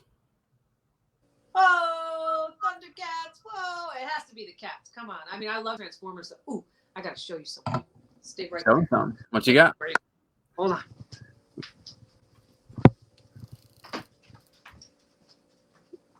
If you're going to pee, that's not fair because we both need a break. No, I'm not peeing. Okay. Oh, dang. Is a transformer. Don't ask me how to turn it into the transformer. My husband. It was my husband. What the heck? Yeah. I thought they were cars, not pistols. Isn't this something? Is that thing loaded? Like I'd be like, this is a whole. Hey, you're not allowed to make this stuff anymore. God dang, you're gonna make Chuck Schumer nervous. Yeah. Come on, Schum. Wow. It's all right now. Look at that thing. I don't know how to. Oh wait, is there a release? Yeah, I could probably just do a whole video about how to make this into a transformer. There's his head. So there's his face. Dang, that's Optimus Prime's cousin from the hood. That's crazy. Optimus Gat.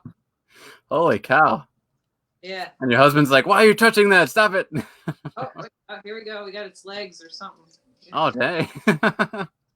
Or something. Yeah. So Transformers are cool too. I like them both. But robots in disguise. Dang. Oh, yeah. And my husband has two cases. One's of C3PO and one's of Darth Vader, and it opens up and it has all the original figures in it. That's some nerding out Star Wars right there. Uh-huh. Oh yeah. And look at that thing. You can play with your tongue or you can knock over a 7-Eleven. That's cool. Lights up and everything. Damn. No, that's just the reflection. Oh, reflection. Okay. You got me. Yeah. Look at that. Cool. I know, right? Sheesh. That's like what Sherlock Holmes used to hold people up with. There you go. Remember? Okay, did you know Inspector Gadget? Absolutely. Go Gadget arms. There you go. Yeah, it's so much fun. I love talking about it. I forgot about some of this stuff. So yeah, but so Transformers definitely far superior toys, obviously. True. True. You know, I don't know if Thundercats really had a toy franchise, but I liked Thundercats because of the whole cat thing, and I'm Cat, and I just remember watching it. He-Man and She-Ra. Oh. Yeah. Snarf. Yeah. Can you have a crush on an animated character? Because I was a kid. I mean, I was little and I had a crush on He-Man. Yeah. He had great hair. What can you do? And he was stacked, man. He was a blonde. And he was blonde. Ooh, good boy. Yeah. Oh, yeah. Him and Patrick Swayze were all good. Oh, dang. Okay. This next one, we'll see. Ninja Turtles or Power Rangers? Ninja Turtles. Okay. All right. No doubt. Although Was it? my brother was like an amateur actor or whatever, like, and he did a voice over for one of the Power Rangers at some point. But Dang. Okay. Shout out to your brother. yep, That's awesome. Mike Walters. I'm guessing. I don't want to guess which color. Who cares? Which That's color Power did you? Ranger. Power Ranger. Oh, yeah, I don't know. I don't know which one he did, and it might have been villain or something. He was a voice in something. It was That's some not great villains. long-standing thing, but he is somewhere out there. He's in one of the episodes. Wizard of Oz or Willy Wonka? Wizard of Oz. Okay. Scarface or Dark Side of the Moon. yes, I gotta remember that. That could be very interesting. Scarface or Goodfellas? Ooh. Oh. Scar. Okay, all right, nice. The world is yours. But if you ask me about Godfather. yeah, there you go. Then we might have a problem. Then I might pick Godfather over Scarface. But. Okay. I hate it. I don't like it. I love De Niro and Pesci, but I get what you're saying. What about Forrest Gump or Princess Bride? How are you even putting those two in the same category? Classic movies that it's funny. I would assume everyone loves them, but sometimes I'll ask and they say they're overrated. Yeah, I know people say that about A Christmas Story all the time. Yeah. Geez, I don't know, because I just didn't, in the files in my head, I didn't put them together. Because, Forrest Gump had an incredible soundtrack. True that. I had the tape.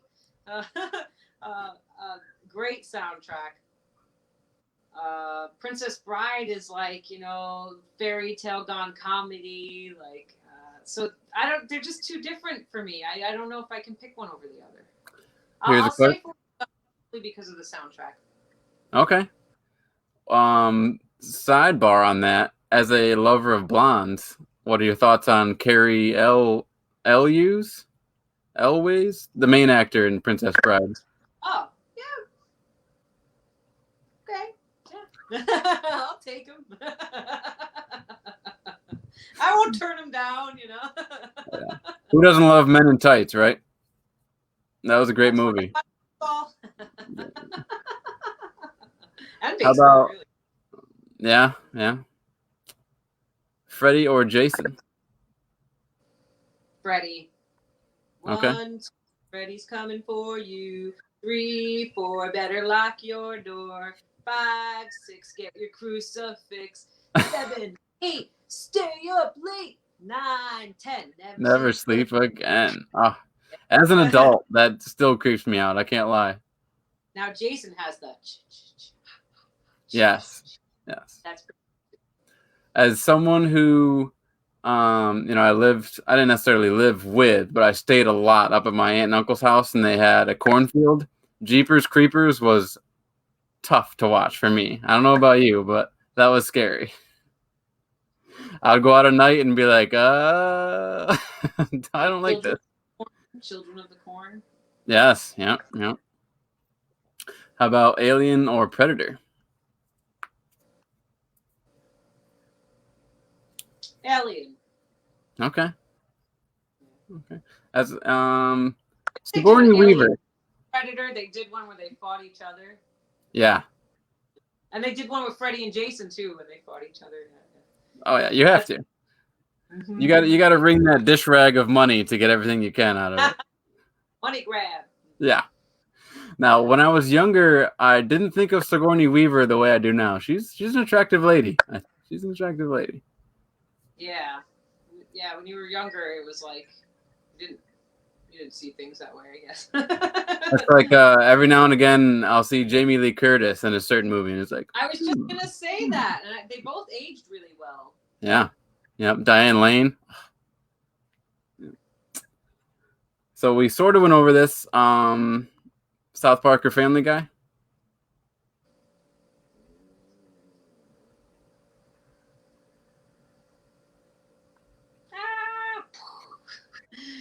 Make my head explode again. I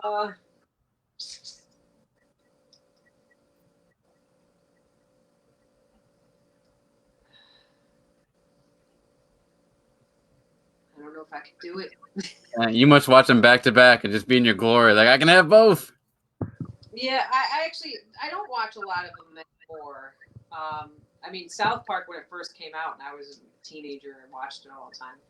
I don't know when the last time was I saw an episode, but I don't have Spectacle anymore, so you know what I Spectacle. mean. I like it. That's a yeah. I like it.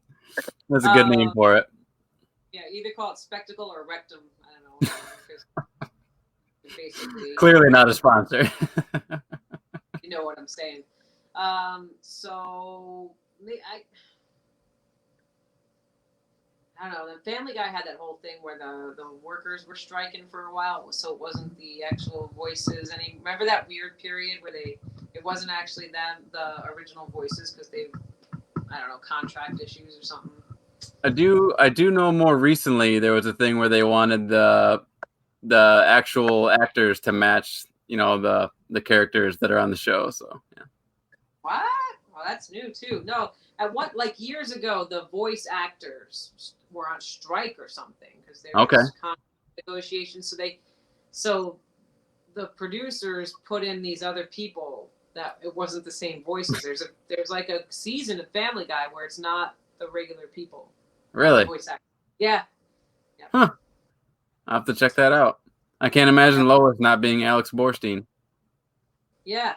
It was weird. Like they were good. They were good villains or whatever. I mean, it was pretty good. If you probably didn't know, and you might see an episode now and not realize it, but if you look it up, and you'll see which ones are that it's not the voice actors that usually are on. Okay. I might just go with South Park because it's been around for a longer, and I was one of those kids with the hoods on in the snow. How about let's get to non-animated shows? Breaking Bad or Sopranos? Ooh, that's tough. Real tough. Because, being from Long Island and Jersey not far, and, having some. I don't want to alienate any friends or family members, yeah. I don't want to get whacked, but.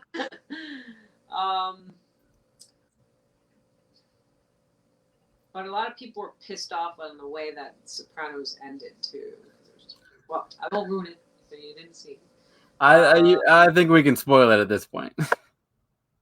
I don't know. Some people are. I still didn't watch it. You had your chance. And Breaking Bad's fresher in my head right now too. I was in college when The Sopranos was out. Wow. So yeah, I'll go with Breaking Bad for now. Yeah. Okay. Now, sidebar to that, were you a avid watcher of Game of Thrones? No, not until after it was done. Okay. And then so, we kind of zipped through it, my husband and I. It was good. The ending that last season was disappointing. For sure. Skip those. How about who was your favorite Batman? Whoa. What are we skipping here? Just a more like it's an actor thing. Like I put John Candy or Chris Farley. Oh yeah, okay. I put Will Smith or Jamie Foxx. But wow. Yeah. So Jamie Foxx did an amazing Ray Charles, though. He did. He sure did. I will always love him for that. Yeah. And then Will Smith did a great Muhammad Ali. Yep. So we'll just let those guys have their careers, and it was good. Yes. How about who was your? I apologize. Yeah. Curiosity killed the cat. Yeah. Who was your favorite Batman? No one's gonna agree with me on this. Well, first of all, Adam West. Okay. I love that. Pow. Yeah, I love that. I have the series and everything. My son when he was young, we used to play it for him and stuff. And then,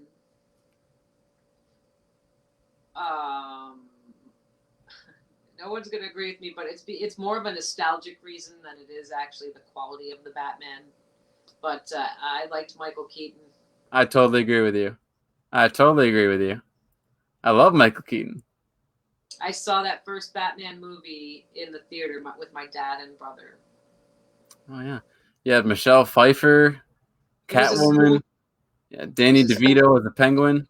Theater, and it was like, ooh, very good. No, I totally agree with you on that one. Who was your favorite Joker? Jack Nicholson. Okay. Rest in peace, Heath Ledger. My dad kind of Jack Nicholson, and 1 year he did the Joker costume, and he won contests. Like, we used to go to places where they had like Halloween costume, and he would win every time because he looked like Jack Nicholson naturally a little bit. So that's awesome. Although I can't say I like Jared Leto doing it as much, but Heath Ledger and Joaquin Phoenix both nailed it. I love their versions. Yes. Now, if I can get past my nostalgic holding on to that whole time period, I really like how they got into the psychology of why the Joker became, in that last one with Joaquin Phoenix that I saw. I didn't see Jared Leto's yet, but I did see the Joaquin Phoenix one. Not missing anything. I really liked how they got into the psychology of it and how he became what he became. So that was incredible. That was a really, really good movie. Really good movie. Now, this is a question that stems from Brad Pitt. Angelina Jolie or Jennifer Aniston? I love Angelina Jolie. I don't know why, but I love her. I don't hate Jennifer. I mean, look, I don't know any of these people from a fucking hole in the wall, Like, I really don't give a shit what happens in her life. I mean, I don't want anything bad to happen to them, but what does it make a difference to me what they're doing? But I do kind of have like a girl crush on Angelina Jolie. I know she did a ton of big movies. I'm still a fan of her performance in Girl Interrupted. I really like that movie with Winona Ryder. Great movie. Very good movie. Something. Wait. Oh, there was one girl. Brittany Murphy was in it. Brittany Murphy. Yeah. Twisted. Yeah. Downtown. Oh God. Yeah. But Hollywood in general, all those people. I mean. About Indiana Jones or James Bond? Ooh, you're getting down. Oh man. I'm going to go with Indiana Jones, and I'll tell you why. Because there's so many James Bonds. Right? There was only one Indiana Jones, Harrison Ford. How many James were there? So I'm going to just keep it simple and go with Indiana Jones. Now, I have my cousin chiming in here saying Gia. I'm assuming this is an Angelina Jolie performance. I saw that movie too, Megan. I loved Gia. Gia was incredible, and it's an underrated movie, and anyone should watch it. It's about the model and her life and how complicated and what was going on. It was a psychological thing. It was great movie. Okay, I should check it out for sure. Should absolutely check it out. The looks are very unique. You don't see like those puffy lips and just everything. It's very unique. Well, I remember Hackers. She was in Hackers with the short hair. Oh. I remember the movie. The title, I should say. I just never watched it. Should check it out. I was in high school when that came out, and that was the coolest thing. I think they was running on the DOS system at the time. That old black and green screen there. Yeah, that's great. Stallone or Schwarzenegger? Stallone. Come on. Hey. Were you a pro wrestling fan? What? Were you a pro wrestling fan? A little bit. And, because my older brother would watch it. So Hulk Hogan and all that stuff. Yeah. Okay. We'll skip that one. Or Hollywood wrestling, right? It's called pro wrestling, but it's. I'll mark you down for NWO on that one. I had DX or NWO. I'll assume NWO. How about Xbox or PlayStation? I have both, but I tend to lean toward Xbox. Okay. And last but not least, Marvel or DC? Oh,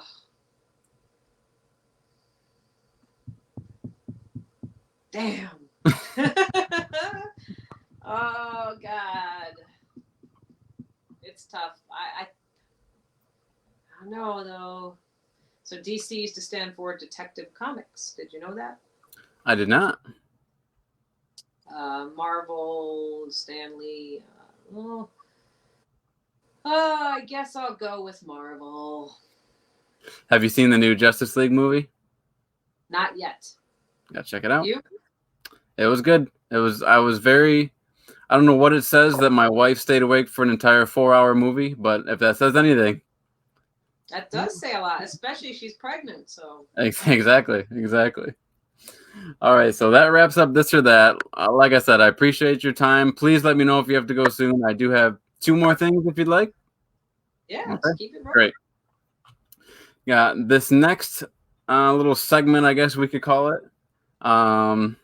This is going to be interesting. Let me know if this isn't your forte, but for classic rock fans, I know they will appreciate. Name the band members. Oh boy, I'll try. I'm bad with. I don't remember names so well, but we'll see what I can do. All righty. We are going to start off with name the members of the Rolling Stones. Mick Jagger, Keith Richards, Mick Jones. I think was in there for a while. The guy with the the guy with the guitar. Ron Wood. Yep. Mick Jones was a former member. I don't think he is a member anymore. So what I have written here, and you're like mixing two, and maybe it was his nickname, but I have Brian Jones and Mick Taylor. That's what I did. I merged them, and I think actually there's a Mick Jones in another band, though. But yes. Okay. Yep. Thank you. You're good. And you got 3 of what they call the current, for whatever that's worth, current members. You said Mick Jagger, you said Keith Richards, you said Ronnie Wood. Charlie Watts was the last one. Charlie. Sorry, Charlie. Yeah. Sorry, Charlie. Oh, God. And then 2 more in the past members I have here is Ian Stewart and Bill Wyman. Bill Wyman. Okay. I probably wouldn't have thought of Ian, but Bill Wyman, yes. Remember. Next band we have here, a little bit of girl power. How about the Runaways? Okay, so you have Sherry Curry, right? Lita Ford, Joan Jett, and the other one that I always forget. I have Sandy West. There you go. I have Mickey Steele. I don't remember her. I have Jackie Fox and Vicky Blue. On the Runaways? It may have just been like quick cycle in and out type of thing. Well, because Sherry kind of fell off, and then Joan went and did her own thing because they kind of broke up. I think that sleazy manager tried to recreate it. Yeah. But I wouldn't know the second generation of them. So. Gotcha. And then just because, I don't want to leave anyone out. The sleazy manager's name was Kim something. His name was Kim. He was a sleazeball. He was a sleazeball. I remember watching the movie thinking this guy's a real sleazeball. Yes. How about Led Zeppelin? Okay, so you got John Bonham on the drums. You got Robert Plant, Jimmy Page, John Paul Jones. Nailed it. Nailed all 4. Okay. I should not have my job if I couldn't do that one. Nailed all 4. Yeah, we're going to the lead mine, and you nailed it. How about I'll do them next, and I'll do this one now. I have to ask you though, have you ever heard any stuff by them Crooked Vultures? No. John Paul Jones and Josh Homme from Queens of the Stone Age, and Dave Grohl. I think that's it. It's just them 3. It's a super group band. I own one of their CDs. Great. And they did I think they did 2 CDs. I have their first one. Incredible stuff. Check it out. Them Crooked Vultures. Okay. How about who? Maybe I'm mixing it up. Who went on to do Velvet Revolver? So that was the delay. Was it the DeLeo brothers or no? Definitely. Oh, I know. It was Slash and Scott Weiland and the other guy with Guns N' Roses. I can't think of his name off the top of my head. Sorry, dude. Yeah, that guy. Big fan of the show. No longer anymore. It was basically Guns N' Roses with Scott Weiland.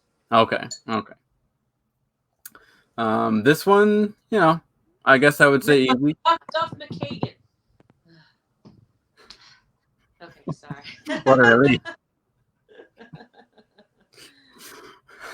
That's funny. Because a lot of extra pressure on you, so I get the feeling of relief there for that one. Well, no, because it actually has nothing to it internally bothers me. I can see what it looks like. I can see his face, and I can't think of his name. So I got it. How about Van Halen? So you got Eddie Van Halen, Alex Van Halen, David Lee Roth, Michael Anthony, and then of course Hagar, and for a little while Sharon there, Gary Sharon, I think his name is. Nailed it. The only 2 you didn't mention, and the one is very recent. I think it's Eddie's son, Wolfgang. Oh yeah, Wolfgang. Yep, he took Michael Anthony's place. Yeah. And then Mark Stone, somewhere along the line, I have written down here. I'm not sure who that is, but yeah. Sorry, Mark. Yeah. Sorry, Mark. I'm sure you're very talented. And then the last band. Yeah. Right. Yeah, you got to be in Van Halen for a while. The last band I have here, Motley Crue. All right. So Nikki Sixx, Mick, and I love him. He's probably my favorite member of that band, and I can't think of his last name. And you got the Troll. Oh God, I saw the movie too. Okay, so I got to think about this. Pam Anderson's ex-husband, Tommy Lee, Six, the blonde troll guy. He wasn't always a troll, but what is his name? Oh my God, he's the main head front guy. Think of girls, girls, girls, and those 2 are talking to each other. Oh yeah. Hey Tommy, check that out. Vince Neil. My husband was. What Vince? Where? Vince Neil is. You know what I mean? I know who he is. I just couldn't think of the name. So I said Tommy Lee, Mick Mars. Yes. Mars. I knew it was a Mick. I couldn't remember his last name, and he's my favorite member of Motley Crue. He's the coolest. So Tommy Lee, Mick Mars, Vince Neil, Nikki Sixx. You got it. That was rough. They had another lead singer for a while too. They did have that other lead singer for a little while, but I don't know his name. It may have been one of these 2 I have written down. John Corabi. That was it. Okay, and I also have Randy Castillo. When Vince was in jail, and I think the Corabi guy or something took over. Oh well. Classic rock story, right? Yeah, exactly. All right, awesome. You definitely nailed name the band members, that's for sure. And we are going to go on to our final segment, rock and roll trivia. All right. Yes. So, question number 1 is multiple choice, but by all means, if you know the answer, then go ahead and shout it out. Who co-wrote the Eagles song "Take It Easy" with Glenn Frey? Wait, I don't think I need it. Jackson Browne? Correct. Nailed it. All right. I'll put in the ding sound effect. It's spelled Frey, but it's Glenn Frey. Damn it. Okay, yeah. Nailed it right out the gate. Okay. What is Paul McCartney's middle name? Ooh, I'll need multiple choice on that. It's actually kind of a trick question. I don't have a multiple choice. He doesn't have a name? His middle name is Paul. Oh, right. His first name is.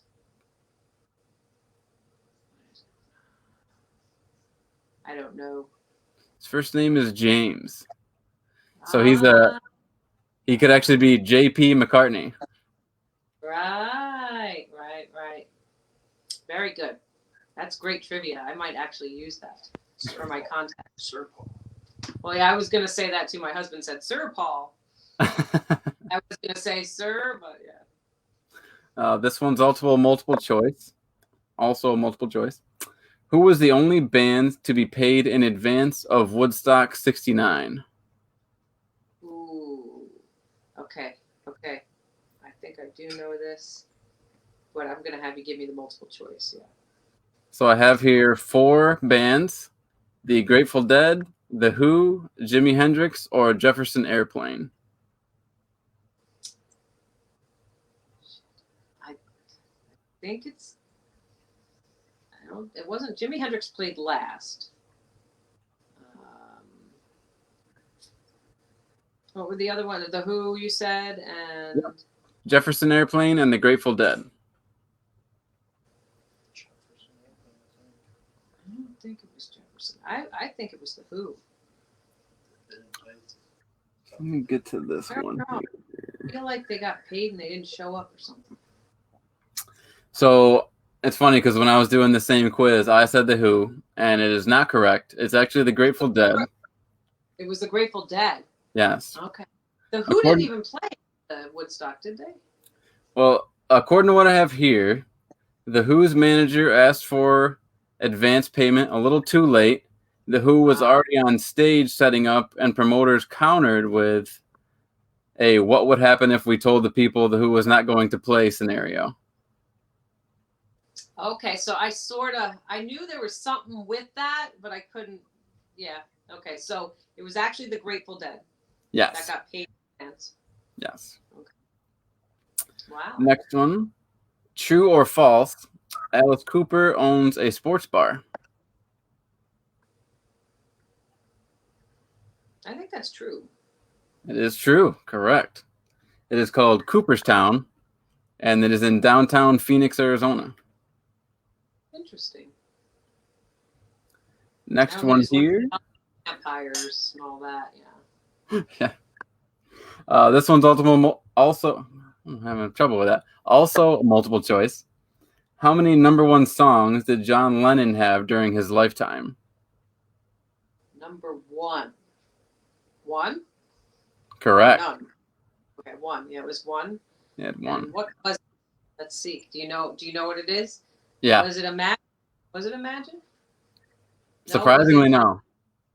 Was it see, we have #9 Instant Karma, #9 Dream, Watching the Wheels. Watching the Wheels? No. Did I say it already? Instant Karma? No. No, you said a couple. Yeah. Beautiful Boy. This one was Whatever Gets You Through. Oh, right. Whatever gets you through. No.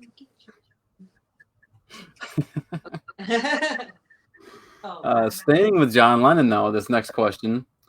What John Lennon song was written, recorded, and produced in one day? That was Instant Karma. Correct. Didn't even need the other choices. Nice. Here we go. Last but not least, and again, thank you so much for your time. This has been awesome. Final trivia question of the night. Who is the Rolling Stones song Angie rumored to be about? Well, it's kind of a trick question because it was supposed to be about David Bowie's wife, apparently, but then that was later denied. So. Yeah, that's what I have here, and apparently, I think it said Mick Jagger and David Bowie were pretty tight until this moment. Yeah, and then Mick and Keith both say now that was never about her and blah, blah, blah. So I don't know. And of course, David Bowie didn't stay with her, and he married his wife that he had when he passed away, Ines or something. I forget her name is. Either way. And I think Mick and him patched it up if it is true and they're just denying it, because remember they did that weird 80s thing where they did Dancing in the Street. They did that together? Oh yeah. Oh man, you gotta see the video. It's 80s cheese. Nothing. Oh, it's great. They're doing the dance. There's a video, look it up.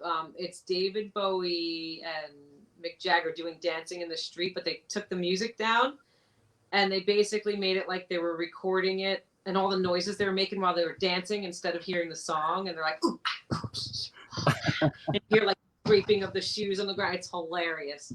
You got to see it. It's funny. That's awesome. That's awesome. Listen, you have been such a fantastic guest. I appreciate the time you've given me. This was Thank you. This has been such so a much fun fun. show. Yeah, so much fun. Kat Walters of I-100 and 96.7 The Vine. If you want to, now's the time. Go ahead and plug either your Cougar Radio group, any local bands you'd like, your own work. What would you like to give a shout out to at this point? Well, actually, I wanted to know, what's the name of your show? My show is called Dress Casual with Dillon Busby. All right. Yes. Listen to Dress. Where can we find you? You can find me on Facebook, Twitter, and Instagram. And that's where we can get to your show? Technically I do it through Anchor, so you can find it on Apple, Spotify, Bullhorn, Castbox, all these, I guess there's a crap ton of places now you can listen to podcasts, but yeah, the link will definitely be on Facebook. I have little clips that I put up on Instagram and pictures with the guests and things like that. Oh, awesome. Make sure you tag me too. It's I-100Cat on Instagram. I-100Cat. Okay. And you know where I am on Facebook, obviously. And if you're on Twitter, it's I-100 Rocks, at I-100 Rocks. So make sure you post that stuff and I'll post it too. Great show. I love how you have, the different segments that you go through and the organization and stuff. You got a great voice and this was so much fun. So thank you. Do you have trouble listening to yourself or no? Not anymore. I used to though. Okay, yeah. I struggle with that. Just this big schnoz makes me so nasally. I can't get over it. Oh, yeah. We all. I don't hear that. You think it. You're always gonna hear that. I mean, and even to this day, when I do hear myself, sometimes I'm like, oh God, but yeah. Indeed. No one else really notices it. We always want to tear ourselves apart. That's just what we do. Of course. Of course. Are you, I guess last thing I'll ask you, are you thinking of, now that you've been sort of doing the live stuff and all that sort of thing, are you thinking of maybe starting your own podcast eventually? Yeah, I could do it. I've thought about it. What I'm having trouble pulling down or trying to, what would it be about? You know what I mean? Like, I don't know. It's just like when I was in college and like too many things. It's like I can't narrow it down. It needs to be a focused thing, or I don't know, or is it an anything goes? And yeah. That's what I've been doing, talking to random people about random stuff. What's really important is don't get me wrong. Thank you, Wendy. Appreciate that. That's my mother-in-law there. Thank you so much. Hi, Wendy. What's important for me to remember is I want my listeners to enjoy it. I'm not doing it for the listeners. I'm doing it because I like to learn new stuff. So it sounds like exactly what you would be doing. You would just be talking to whoever you find interesting, and that would be your podcast. Okay. Thanks for the advice. Of course. Always looking to learn and grow. And it's always nice to work with someone such as yourself and, get that kind of feedback. For sure. So I really enjoy it, and I'll keep track of your show, Dress Casual, with Dillon Busby. It's been a real pleasure. Thank you so much. Thank you so much, Kat. You have a good night. You too. Bye. Peace. Oh, and send my love to your wife.